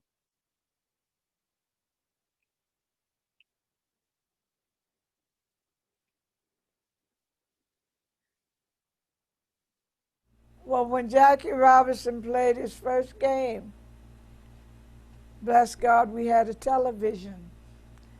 And I'll never forget, we watched it on TV in that living room right there. And it went through my mind that I was going to play Major League Baseball. Yeah, I said then I was going to play, and I was saying I was going to play in the major leagues. But there's 2 strikes against me. One, I'm black. The second, I'm a girl. So that's not going to happen. So whatever. Yeah. That's great though, like just to have those moments to be able to remember like what that Oh was like. yeah. It's something that you want to remember. Like I have a whole lot of things that I do remember. You know, like going to different ballparks, the major league ballparks. That was a tremendous thing for me. And just to know that I was in them, you know, it was tremendous. And so there you have Mamie sharing her personal story of where she was the day Jackie Robinson broke the color barrier. For me, it was pretty surprising, actually, that we were doing the interview in the home where she lived, and that was where she grew up. And to think when she said it in that room right there, at the time her husband was watching TV in that room, which was just kind of crazy, you know, to picture it. But so those are you know, a couple of clips that I did not include in the film, but I thought would be really relevant for today.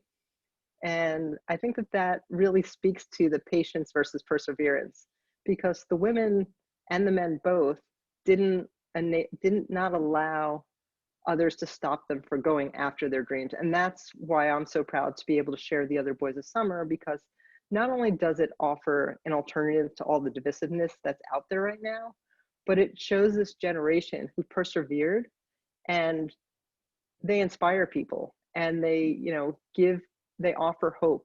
And I think that that's just, you know, I'm proud to be able to be the vehicle to help preserve their legacy. And with that being said, I don't want to go too long. What I think I'm going to do is, in case you haven't seen the trailer for the film yet, that's going to be the last thing that I share clip-wise. I'll share the trailer for the film.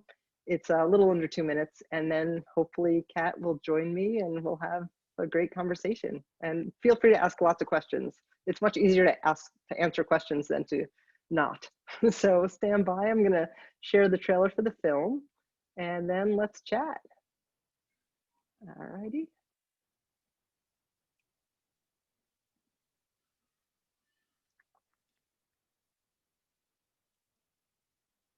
All right, and 1 second, I'm gonna go backwards just a second. I wanna make sure that the audio is gonna play.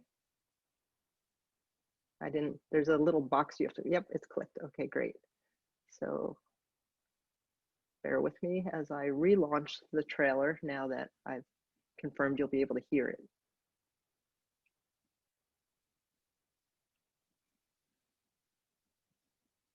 And give me 1 second, back to the screen share. Oh, technology. 6 months ago, we didn't even know what Zoom was. All right, here we go. Let's take a look at the trailer.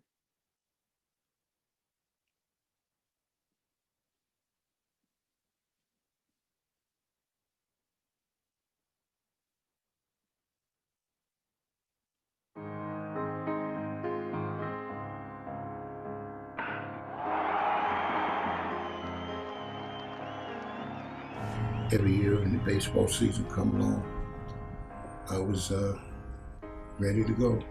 And I said to myself a million times, oh, Big Bird, I'm not going to go back out and play no more baseball. It's all over. But as you know, when the springtime come along, the grass get green, and you hit the ball in the mitt and the ball hitting the bat, it got something that grabs you. You just got to go. You have to go. There's something about that game of baseball that just gets into your blood, I guess.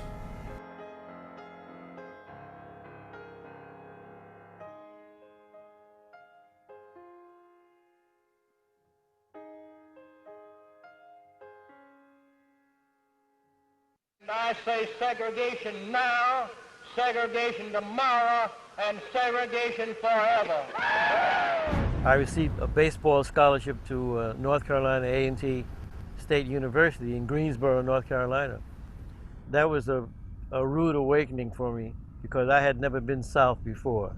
Sometimes I heard it from the dugout manager called, hit this in the head.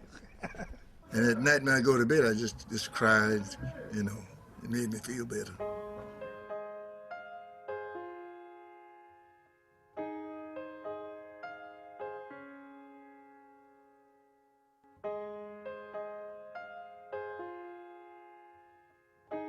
I'm not complaining, I'm just explaining. Thank you.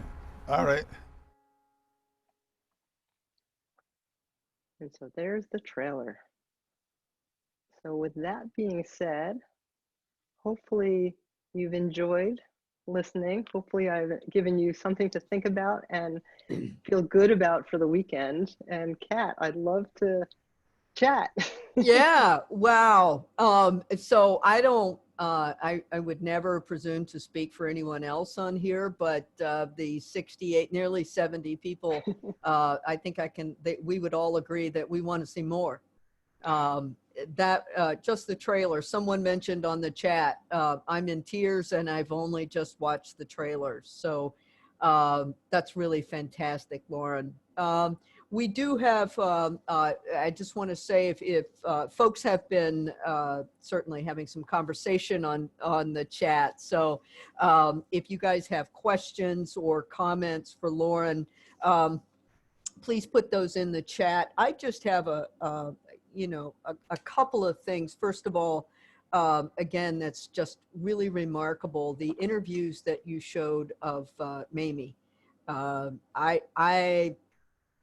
If those didn't make it into the movie, I'm really interested to see what did.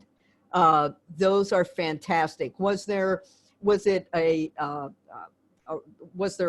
reason they weren't included? Was it just because you had so much material, or I'm just curious about that because that was really fantastic. Sure, yeah, and it's always hard to determine to make those decisions of what makes it in and what doesn't. And with Mamie, you know, her stories were great, and there's so many great stories that she shared, but the reason those didn't make it in was because when I'm editing it together, I needed the story to progress and not take little side roads. And it's really easy with the dozen or so people in the film. They have these great stories, but if you follow one kind of offshoot, sometimes it takes you down this road, and now your story, it's hard to bring it back. Right. And so it's really the decision of how to tell the story in the best big picture sense versus, you know, it's great to have all this additional content that I do hope to use for other purposes as well. Right. Yeah. Well, that is actually one of the questions that just came up. What do you intend to do with all of these? I mean, clearly you're going to have hours and hours of interviews, and Mamie's is only one. What are your plans for all of those? Sure. So out of the interviews, I probably have, you know, I hate to put a number on it because I never did the calculation, but probably have 15 to 20 hours worth of interview footage. Oh, And wow. Okay. often, if you listen to the full interview, you can listen to the whole story. But the challenging part is to find pieces that can edit together with a beginning and an end, and you don't want to interject in the middle of somebody's thought. Sure. And things like that. So what I'd like to be able to do is revisit all the footage that didn't necessarily make it in, and create smaller content. And possibly, whether it's partnering with, you know, a broadcast outlet or digital outlet to create little pods of some sort, or you know, museums, things like that. I think the content is super valuable, and I know people want to see it. So I think it's all about packaging it. Hopefully I can package it in smaller pieces so it's accessible for people. That's great. That's really good to know. Now, I will say that there have been now too many to count questions that are asking, where can I see the film? The film is, I get this question every day, and I love it.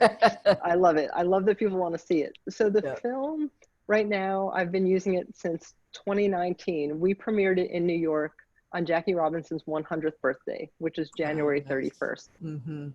What I started doing the next day, literally, was I got on a plane with the film, and we created a diversity and inclusion team building equity program with it. And so what I'm doing is, the film's 42 minutes. And so the way we're using it is people watch the film, and it's part of a program where we have a panel discussion, and it's more than just watching the film. It's about using the film as a stepping stone to engage in conversation. Sure. And with everything going on today, the stories are so relevant. They resonate with exactly what's happening now.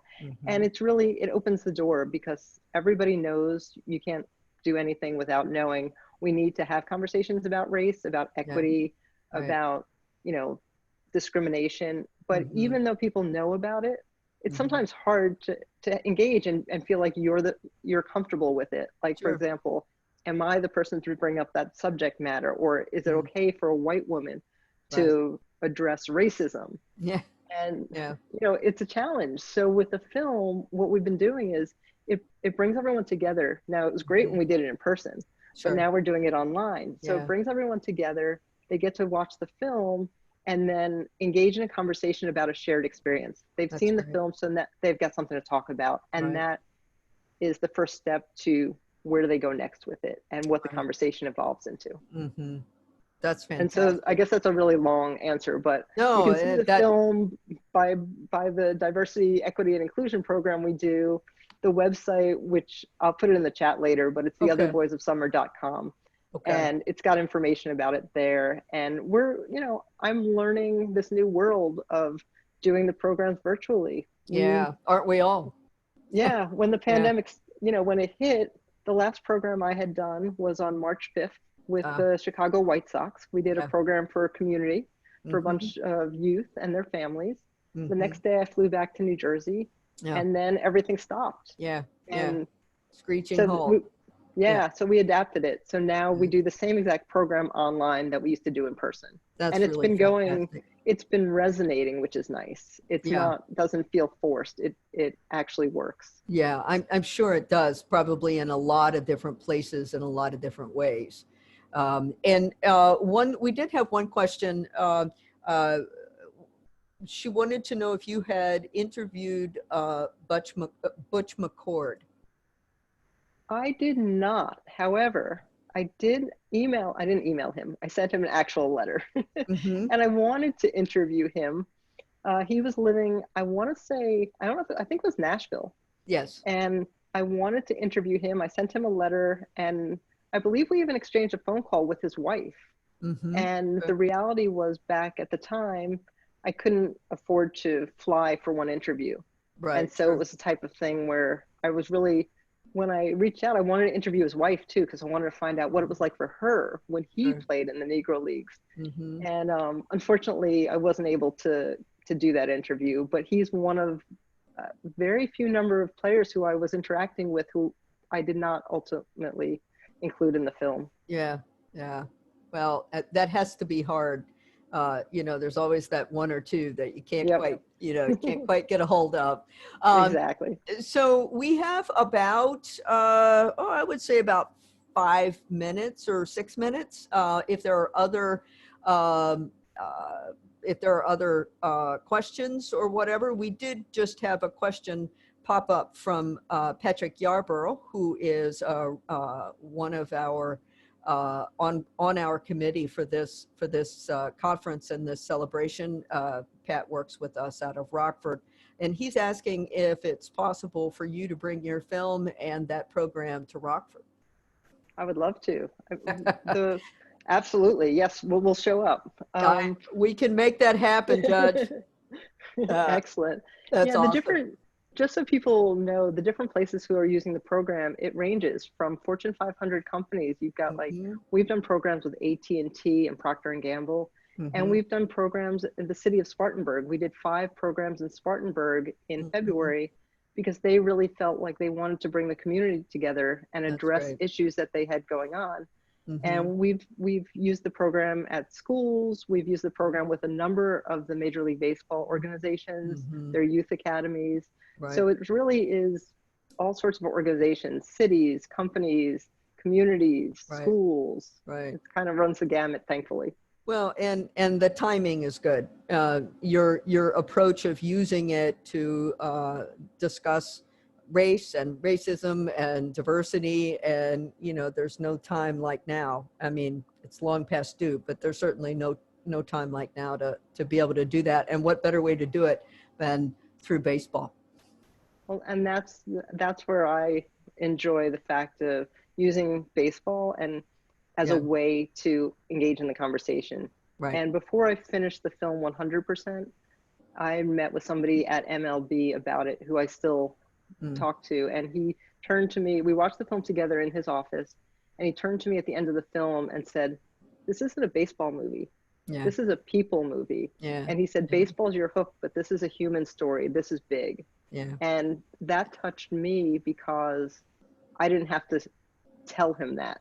He watched the film and he understood the story I was trying to share. And what's super important to me too is it's not my story, but my film enables the players themselves to share their stories first person. And that's what to me made it different from other things that are out there. It's not a narrator telling you a history lesson. It's people sharing their personal stories, and you really get to hear them and see what it meant to them. It's never just the game, is it? No, so much more. It's so much more, and that's what makes it fantastic, and that's what's so important about being able to use it, and so fabulous about the way that you're doing it. And so do you have, I know you have a lot of extra, you said you have a lot of other footage and you have a lot of other things that are you intend to do. Do you plan to continue using the Negro Leagues, or do you have another project that is even, outside of that on the back burner that we should watch out for? Well, right now, I'm talking with a number of different people about the next project because I work as a director, and I have I have an independent production company as well. So we produce programs for other people, whether it could be corporate, it could be broadcast, lots of digital things. What I'm looking forward to doing is directing the next film, telling another story. I don't know yet what that story is. There have been a few different people have approached me with ideas, but it takes so much to get from the idea phase to a film. Of course. And the thing is, everybody's got a story, but it doesn't mean everyone has a film. Right. Not all of them translate. Definitely not. And I'm looking forward to really diving back in and directing my next project, because that's the part I love, is I love getting into the story itself and exploring that and being able to share it and inspire people and touch people in different ways and get them motivated. And it doesn't have to be any specific theme for me. I don't have like the next exact film that I want to make, but I'm excited to get back into making that next project.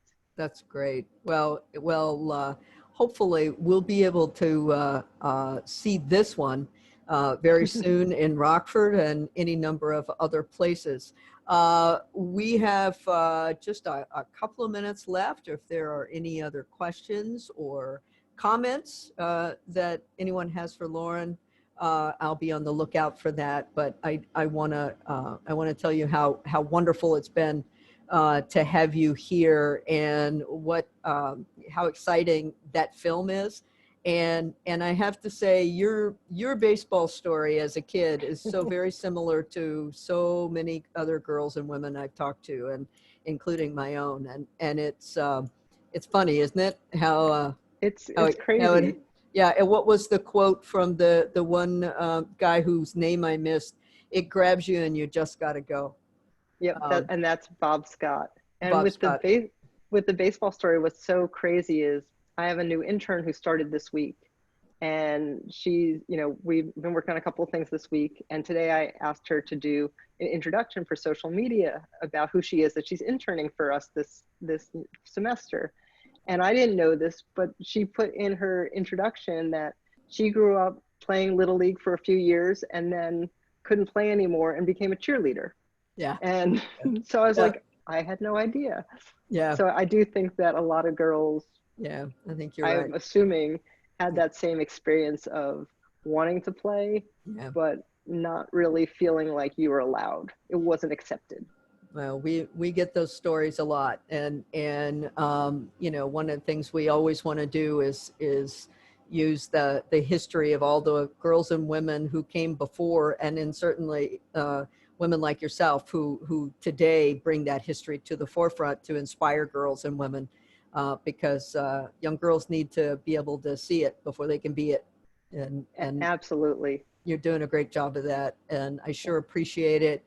I really thank you for being here, for being our main speaker for this conference, and I can't wait to see the rest of the film. And so we'll have just a couple of minutes, and then we're gonna get Paul on the screen and get to our next presentation. Thank you again, Lauren. Thank you. I really appreciate it. Thanks. Great. Thank you. All right. Paul, are you on there somewhere? Hopefully I you are. am. Okay, good. I'm just going to warn you, for whatever reason, we seem to be having internet issues at 5 o'clock. So. Oh, excellent. Okay, not good timing. Yeah. Yeah, well, so whoever has the copy of the PowerPoint on that end might want to have it ready. Okay, well, and that's why we have great tech people. Before we get started and turn this over to Paul, this will be our last presentation for the evening, and I'll do an introduction of Paul, but I will remind you just again to make sure you mute yourself and turn off your video. If you would, if you have questions for Paul as we go, I'll be paying attention to the chat, and we'll get to those at the end. And I want to. I think they're done for the day.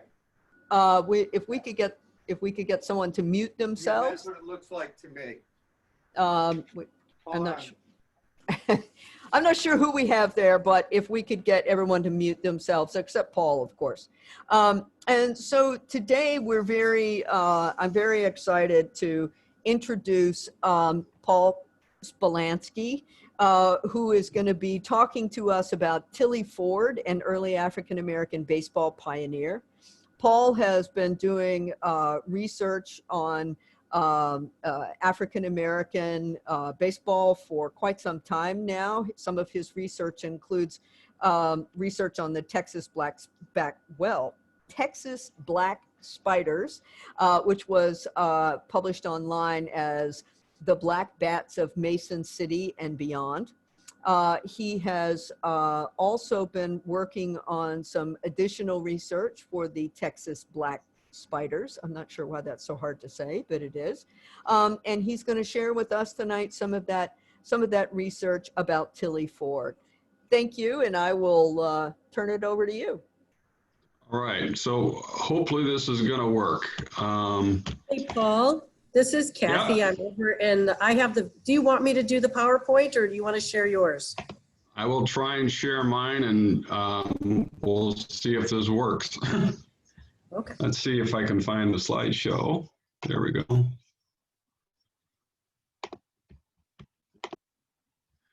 Okay, so Tillie Ford is one of the part of this story here.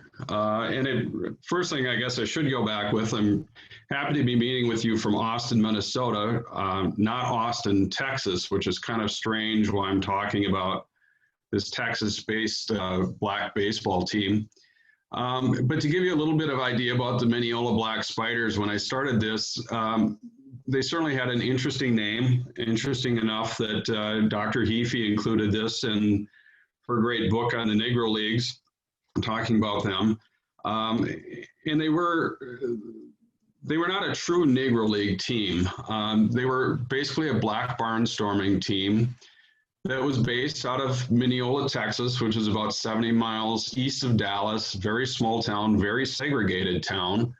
And in Texas, it was very common for towns to have maybe not even a black team, a white team, but also a Hispanic team. And so I found some games for them in 1931 where they were playing various Texas teams. But really what drew my interest is when I found them in 1932, because they would come up from Texas, they would play their way basically all the way up to Canada, spend a majority of the summer up here, and then they would work their way back south again. And could probably play a couple more months after the end of the season down here. And typical barnstorming teams, they had gimmicks, entertainment, things with it. They were known for their pepper game. Early on, some of the games they would actually sing at the end of Beat 'em Texas, shadow ball, slow motion. If you think of the House of David teams, some of those real gimmicks. Later on in the 30s, they actually would put a catcher in a rocking chair and he would catch the ball during the game, actually. So they not only played pretty good ball, they won a number of tournaments. They actually went to the National Baseball Congress as the Iowa semi-pro champions in 1937. But I was going through doing some of the work because I found them up here in Austin, again, Austin, Minnesota. Started to trace them a little bit in Iowa, trying to figure out why we had this black baseball team that nobody really knew much about, finding interesting things. And so as I worked my way forward in the papers, these are the papers that really caused me to research women in baseball. In 1935, the Black Spiders were again north, playing northern Iowa, coming into Minnesota, and here we have them with a girl pitcher. And pitching for the Spiders is baby Tilliford. Now I want you to keep track a little bit of the various spellings of this as we go through. This time it's Tilliford, talking about a young girl pitcher who's going to pitch for them. Various times they'll talk about how many games she's won in the past. And again, really kind of promoting that there will be this girl flinger on the mound. And again, featuring the pepper game for which they were known.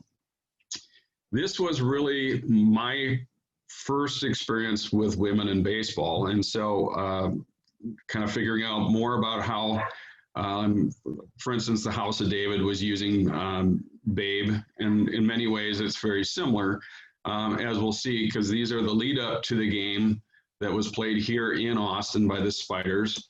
And you can see exactly how she was used, very similar to how the House of David was using Babe Didrikson.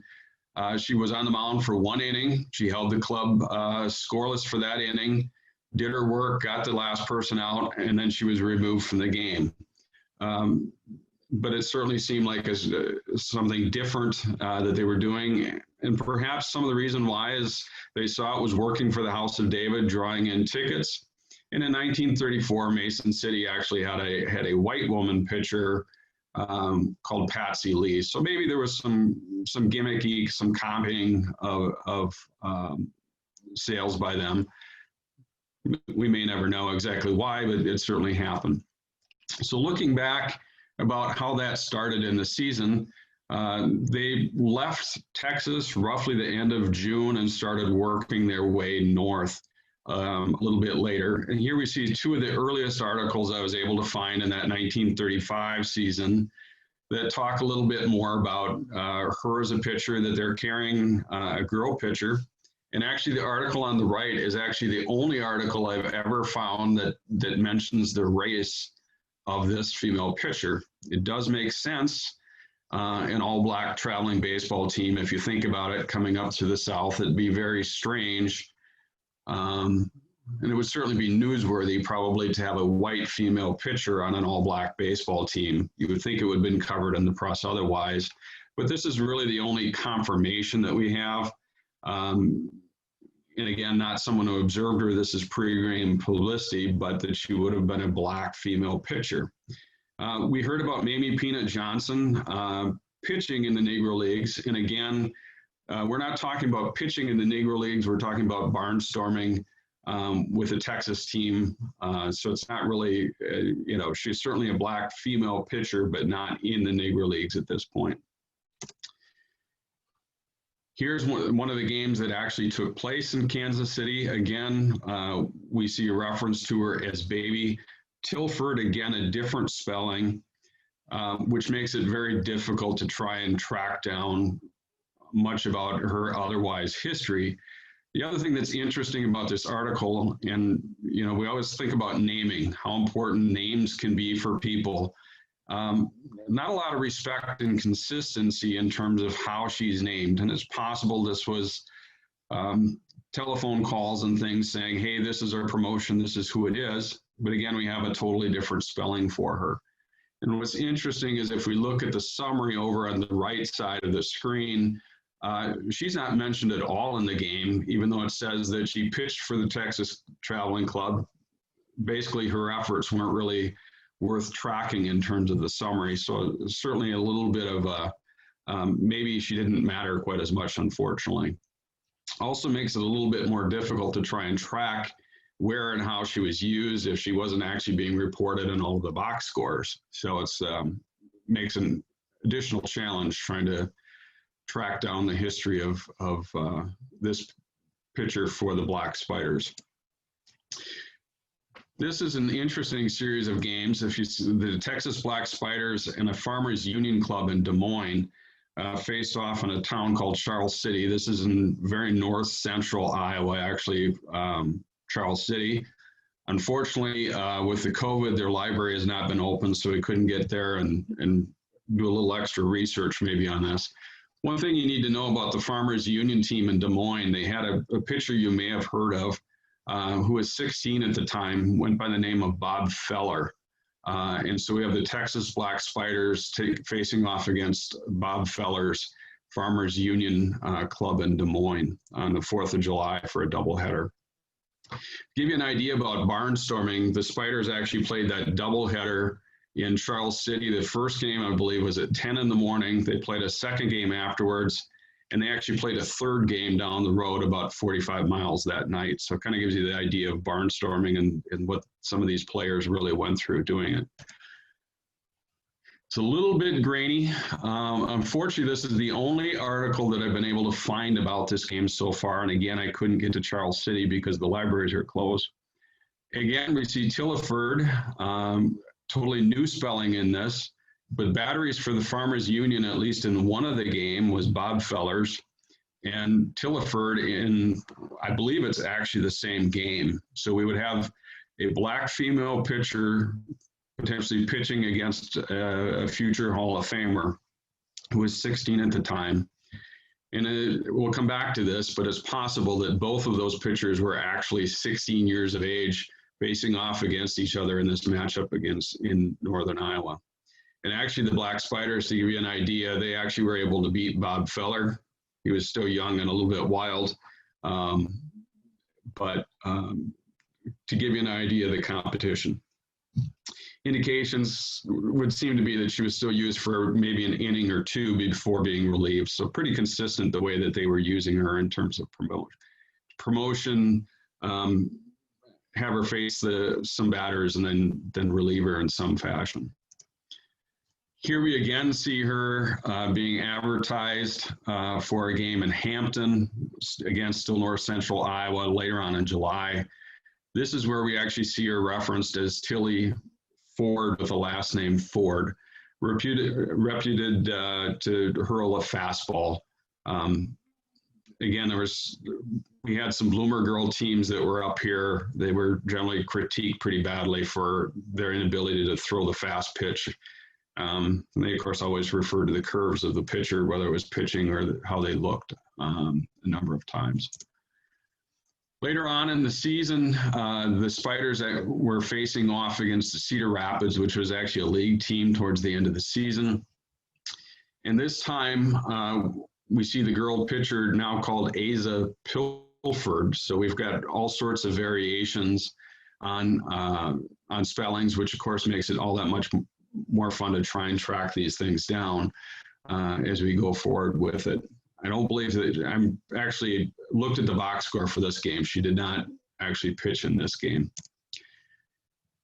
And as we see, this is actually towards the end of the season. The Black Spiders are returning to Mineola. They played very few games actually in Mineola. It was a very segregated town to the point where there was actually a separate black and a white cemetery with a chain link between the two fences. Referencing her as the pitcher who would start the game. There's no actual box score for the game, unfortunately, that I've been able to find to show whether she did, in fact, pitch in Texas in the South. And again, you can see the segregation factor with special seating for the whites. So I've tried to track this. Again, we've got 5 different spellings just from these 5 newspaper clippings. We've got Tilliford, Tilliford with a different spelling, Tillie Ford as a separate name, tried to figure out whether it could be Matilda as a potential difference, maybe Asa, Tilliford, Tillie Ford, trying to look at those.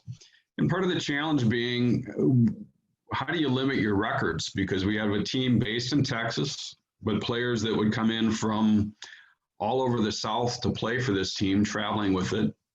And the possibility that we have a maiden name if she's young enough and married afterwards, and the likelihood that you're going to find that special article that's going to say anything about it.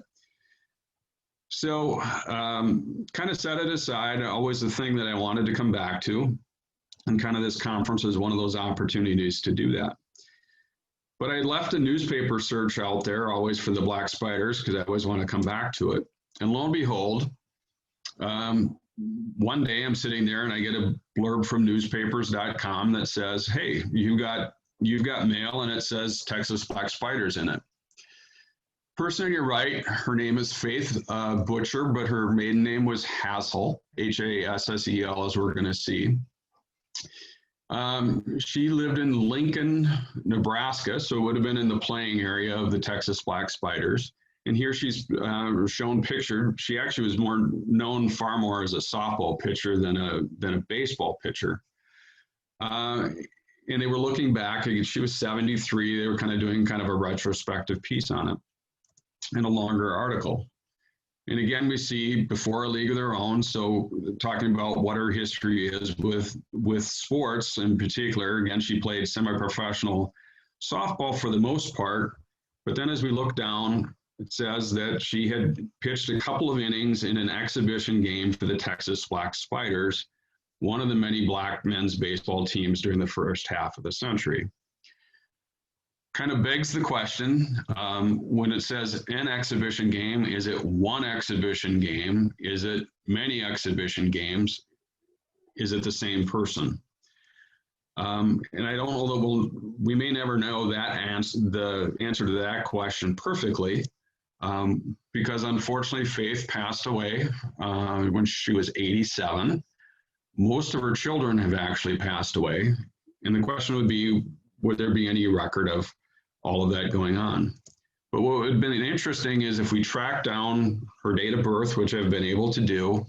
Again, if she was pitching against Bob Feller in Charles City on that day, we would have had 2 16-year-old starting pitchers in that game, assuming Faith was the pitcher of it.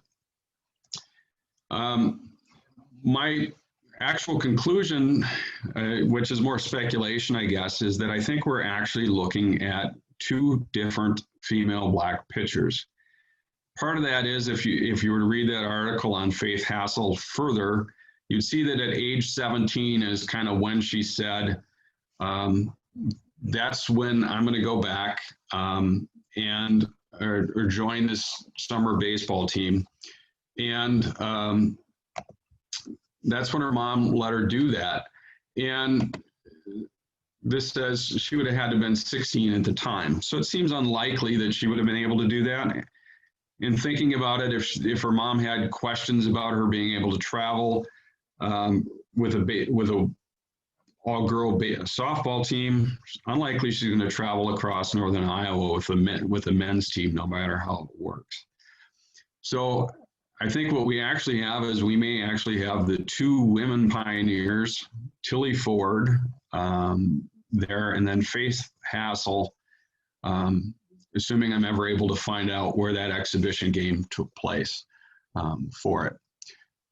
I thought it was very interesting. We started out, Dr. Williams talked about in A League of Their Own, which is what they're talking about here, that the 3 black women who come out and throw that baseball, and Tillie Ford easily could have been one of those women based on her performance.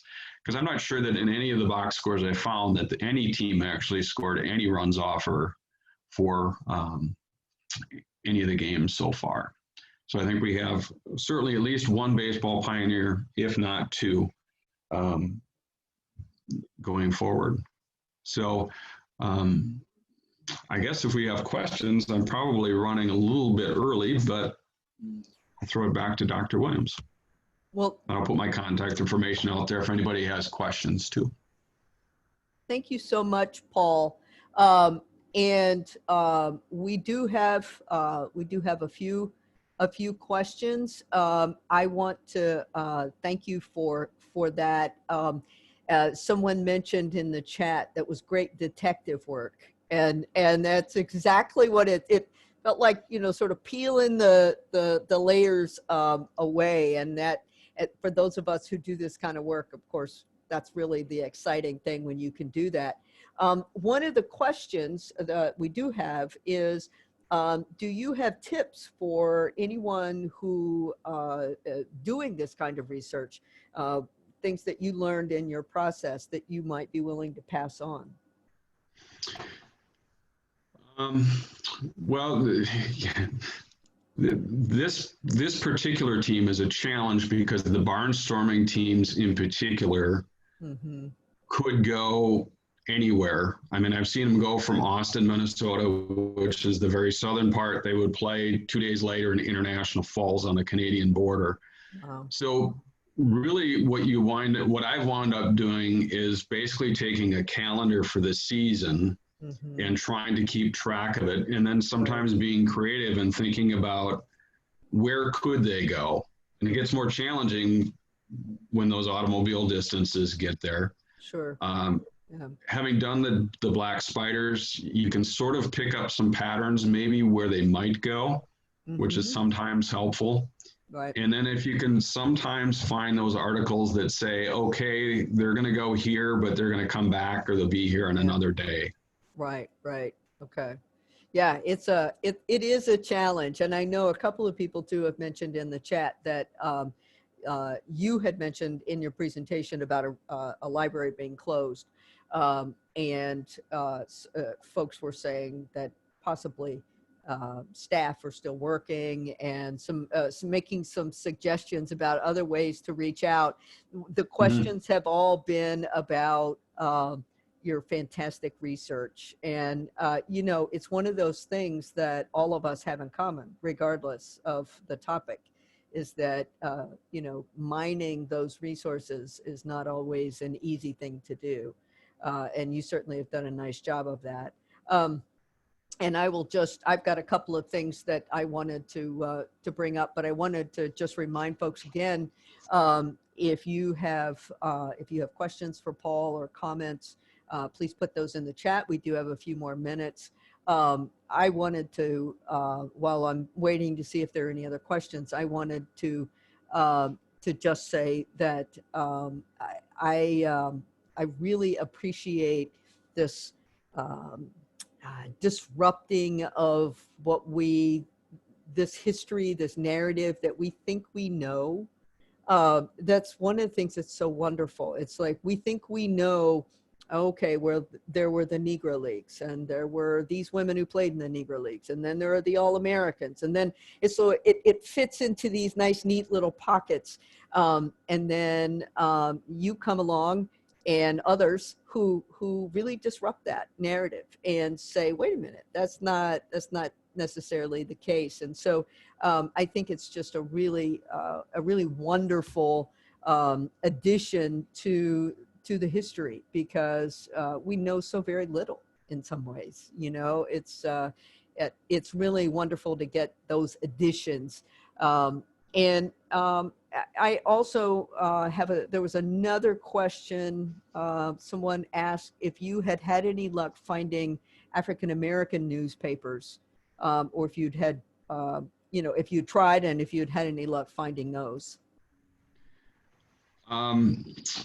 Somewhat. They're actually Des Moines, Iowa, had some black newspapers. Part of it is they weren't necessarily covered. Mm-hmm. Paul, we've lost you. I think Paul's internet has finally given up the ghost. Hopefully he'll be able to come back on. And you know, yes, Perry, Paul went very still. He was so overwhelmed by it all. I'm gonna go ahead and we'll just call this discussion. He warned us he might have some internet issues. Paul has done an amazing job of bringing up a lot of questions and helping folks to think about research in some different ways. And I so appreciate the archivists and the librarians that are on this in this conference and making some suggestions for all of us. We're ending a little bit early, but I want to just thank all of you for being here for this first day of the second Women in Baseball Conference. I want to thank SABR and Rockford University, and of course Leslie Heaphy for being the engine behind all of this. And the presentations today have been fantastic, and it's been a lot of fun. So tomorrow we get started at 11, and another full day of just really wonderful presentations and discussions.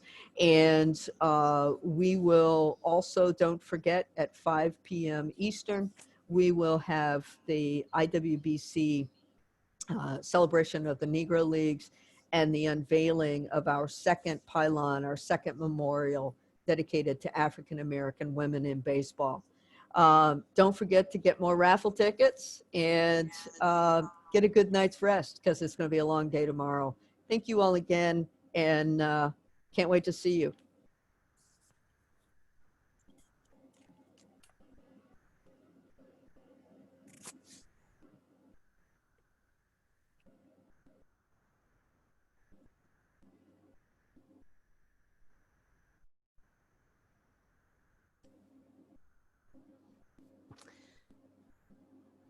Hey, Kathy, great job. Kathy, you rock. No, look at these guys rock. Hey, oh, you guys are amazing. Woohoo! Thank you. Can you? Lovely. What are these guys' names? Ask them if they want to be SABR members. SABR? Yes. Yeah. Yeah, Marlene, I'm going to talk to you, and we're going to get them all SABR memberships. Yeah, her perfect. Class. And perfect. And this Yeah, is and you know what? Oh, go ahead. So, you know, I had trouble. Look at Kathy's dancing. So there was a different passcode in that email. That email logon had a different passcode than Manly. I didn't even have a pass. I mean, I my email had a passcode, but I never needed it to get in. I just went right in. Yeah, it's always there in case there's an issue. Yeah, and right. if they don't recognize your login, it will ask you for the password. Otherwise, you don't need it. That's kind of what I figured. Yep. Oh my God, you guys, this is awesome. I'm glad. Kathy, I don't want to lose the opportunity to say that your students need to all get IWBC memberships as well, and give us the information of the folks who are interested, and we will make that happen. Kathy's going to send me her whole class, and we'll set up both the IWBC and SABR stuff for them. Absolutely. And I don't know what they actually get graded on in this senior seminar. Yeah, Kathy, we give them A's. All of you get A's. Well, maybe not an A, but at least bumped up from whatever else you did. Oh, come on, Catherine. Give them an A, for God's sake. Lighten up, woman. Well, I don't want to be. I'll tell you what. Oh, Patrick said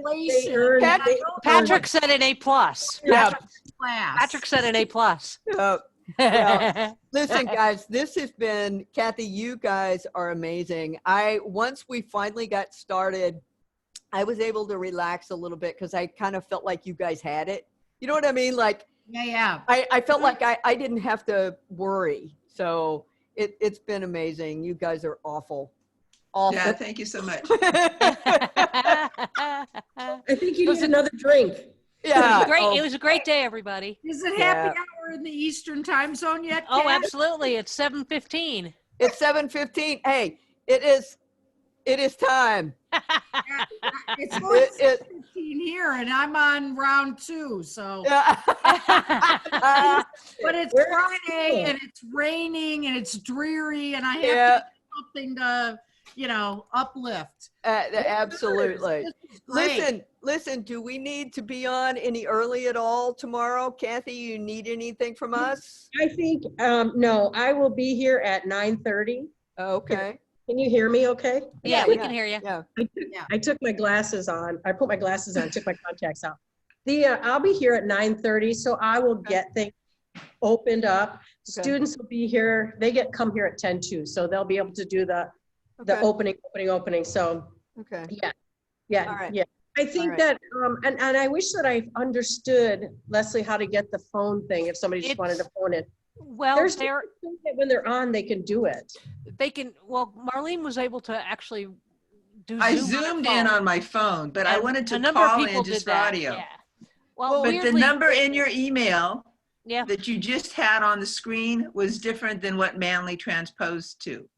So maybe there was a different passcode. Well, I used the Manly passcode. You used Manly and it worked. And it let me in. So I don't know what, that's why I'm like, I don't know. But I don't know. As long as you could get in on your phone, that was because you were not the only one. There were 3 or 4 people on their phones. There's a new passcode for tomorrow, right? Yeah, there's a new link and everything. You should have gotten it already. Yeah. Well, I worry about audio because mine gets wonky, but I'll just have faith that you've got my back, Leslie. Thank you for letting me interrupt you all the last presentation. Well, as I told you, I've been sitting here all day and I've been pretty much answering emails and sending people passcodes and answering questions from people that are just emailing me. So I'll be looking forward to seeing the videos because some of it I missed. Like I said, I'll miss meeting you all in the bar and dinner. So I'll see you for breakfast tomorrow. I know. Well, we usually get to see that too. That's Yeah, that's true. In person. That's true. Thanks, everybody. All See right. you tomorrow. Great job. Thanks, Appreciate everybody. it. Bye, Take it Patrick. easy. It's Bye, good to see Patrick. you. It's nice to see you. Thanks, everyone. Take care, everybody. Very good. Thank you for everybody's work. Thank you. Bye, Jacob. I see he's still there. Thanks, everybody. Are these like the students that are just have their screens on and not doing anything? They Well, it left? looks like everybody's starting to leave. I think they were waiting to see if we were going to have a happy hour? interesting conversation or a happy hour. Yeah. Which we'll do tomorrow night when we're doing our just discussion of.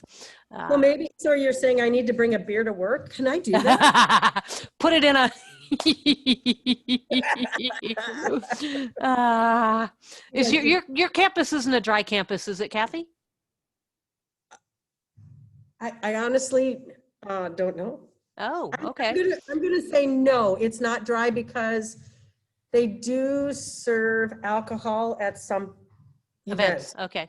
So. All right. So somebody's got a license, so they're allowed to do that. So. I'm not exact. I don't know. I don't know. Well, I guess we'll find out next year when we're there in person. Yeah,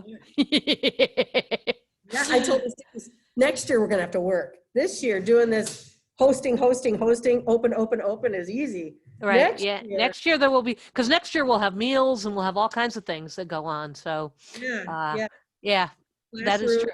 Yeah. All right. Well, thanks, Kathy, and thanks to your students. I know you want to get home, so we're going to let you go. I'm going to sign off, and we will talk to you tomorrow. So if people are still on, do I? Well, if you end it, they're just all going to go away. Oh, okay. Yep. Okay. You just end the meeting, and that ends it for all of us. So we will see you. Sammy is crying. Uh-oh. We will see you tomorrow. All right? Bye, everybody. All right. Bye. I am signing off. Okay. Then I will too. All right. She just signed off. So, okay.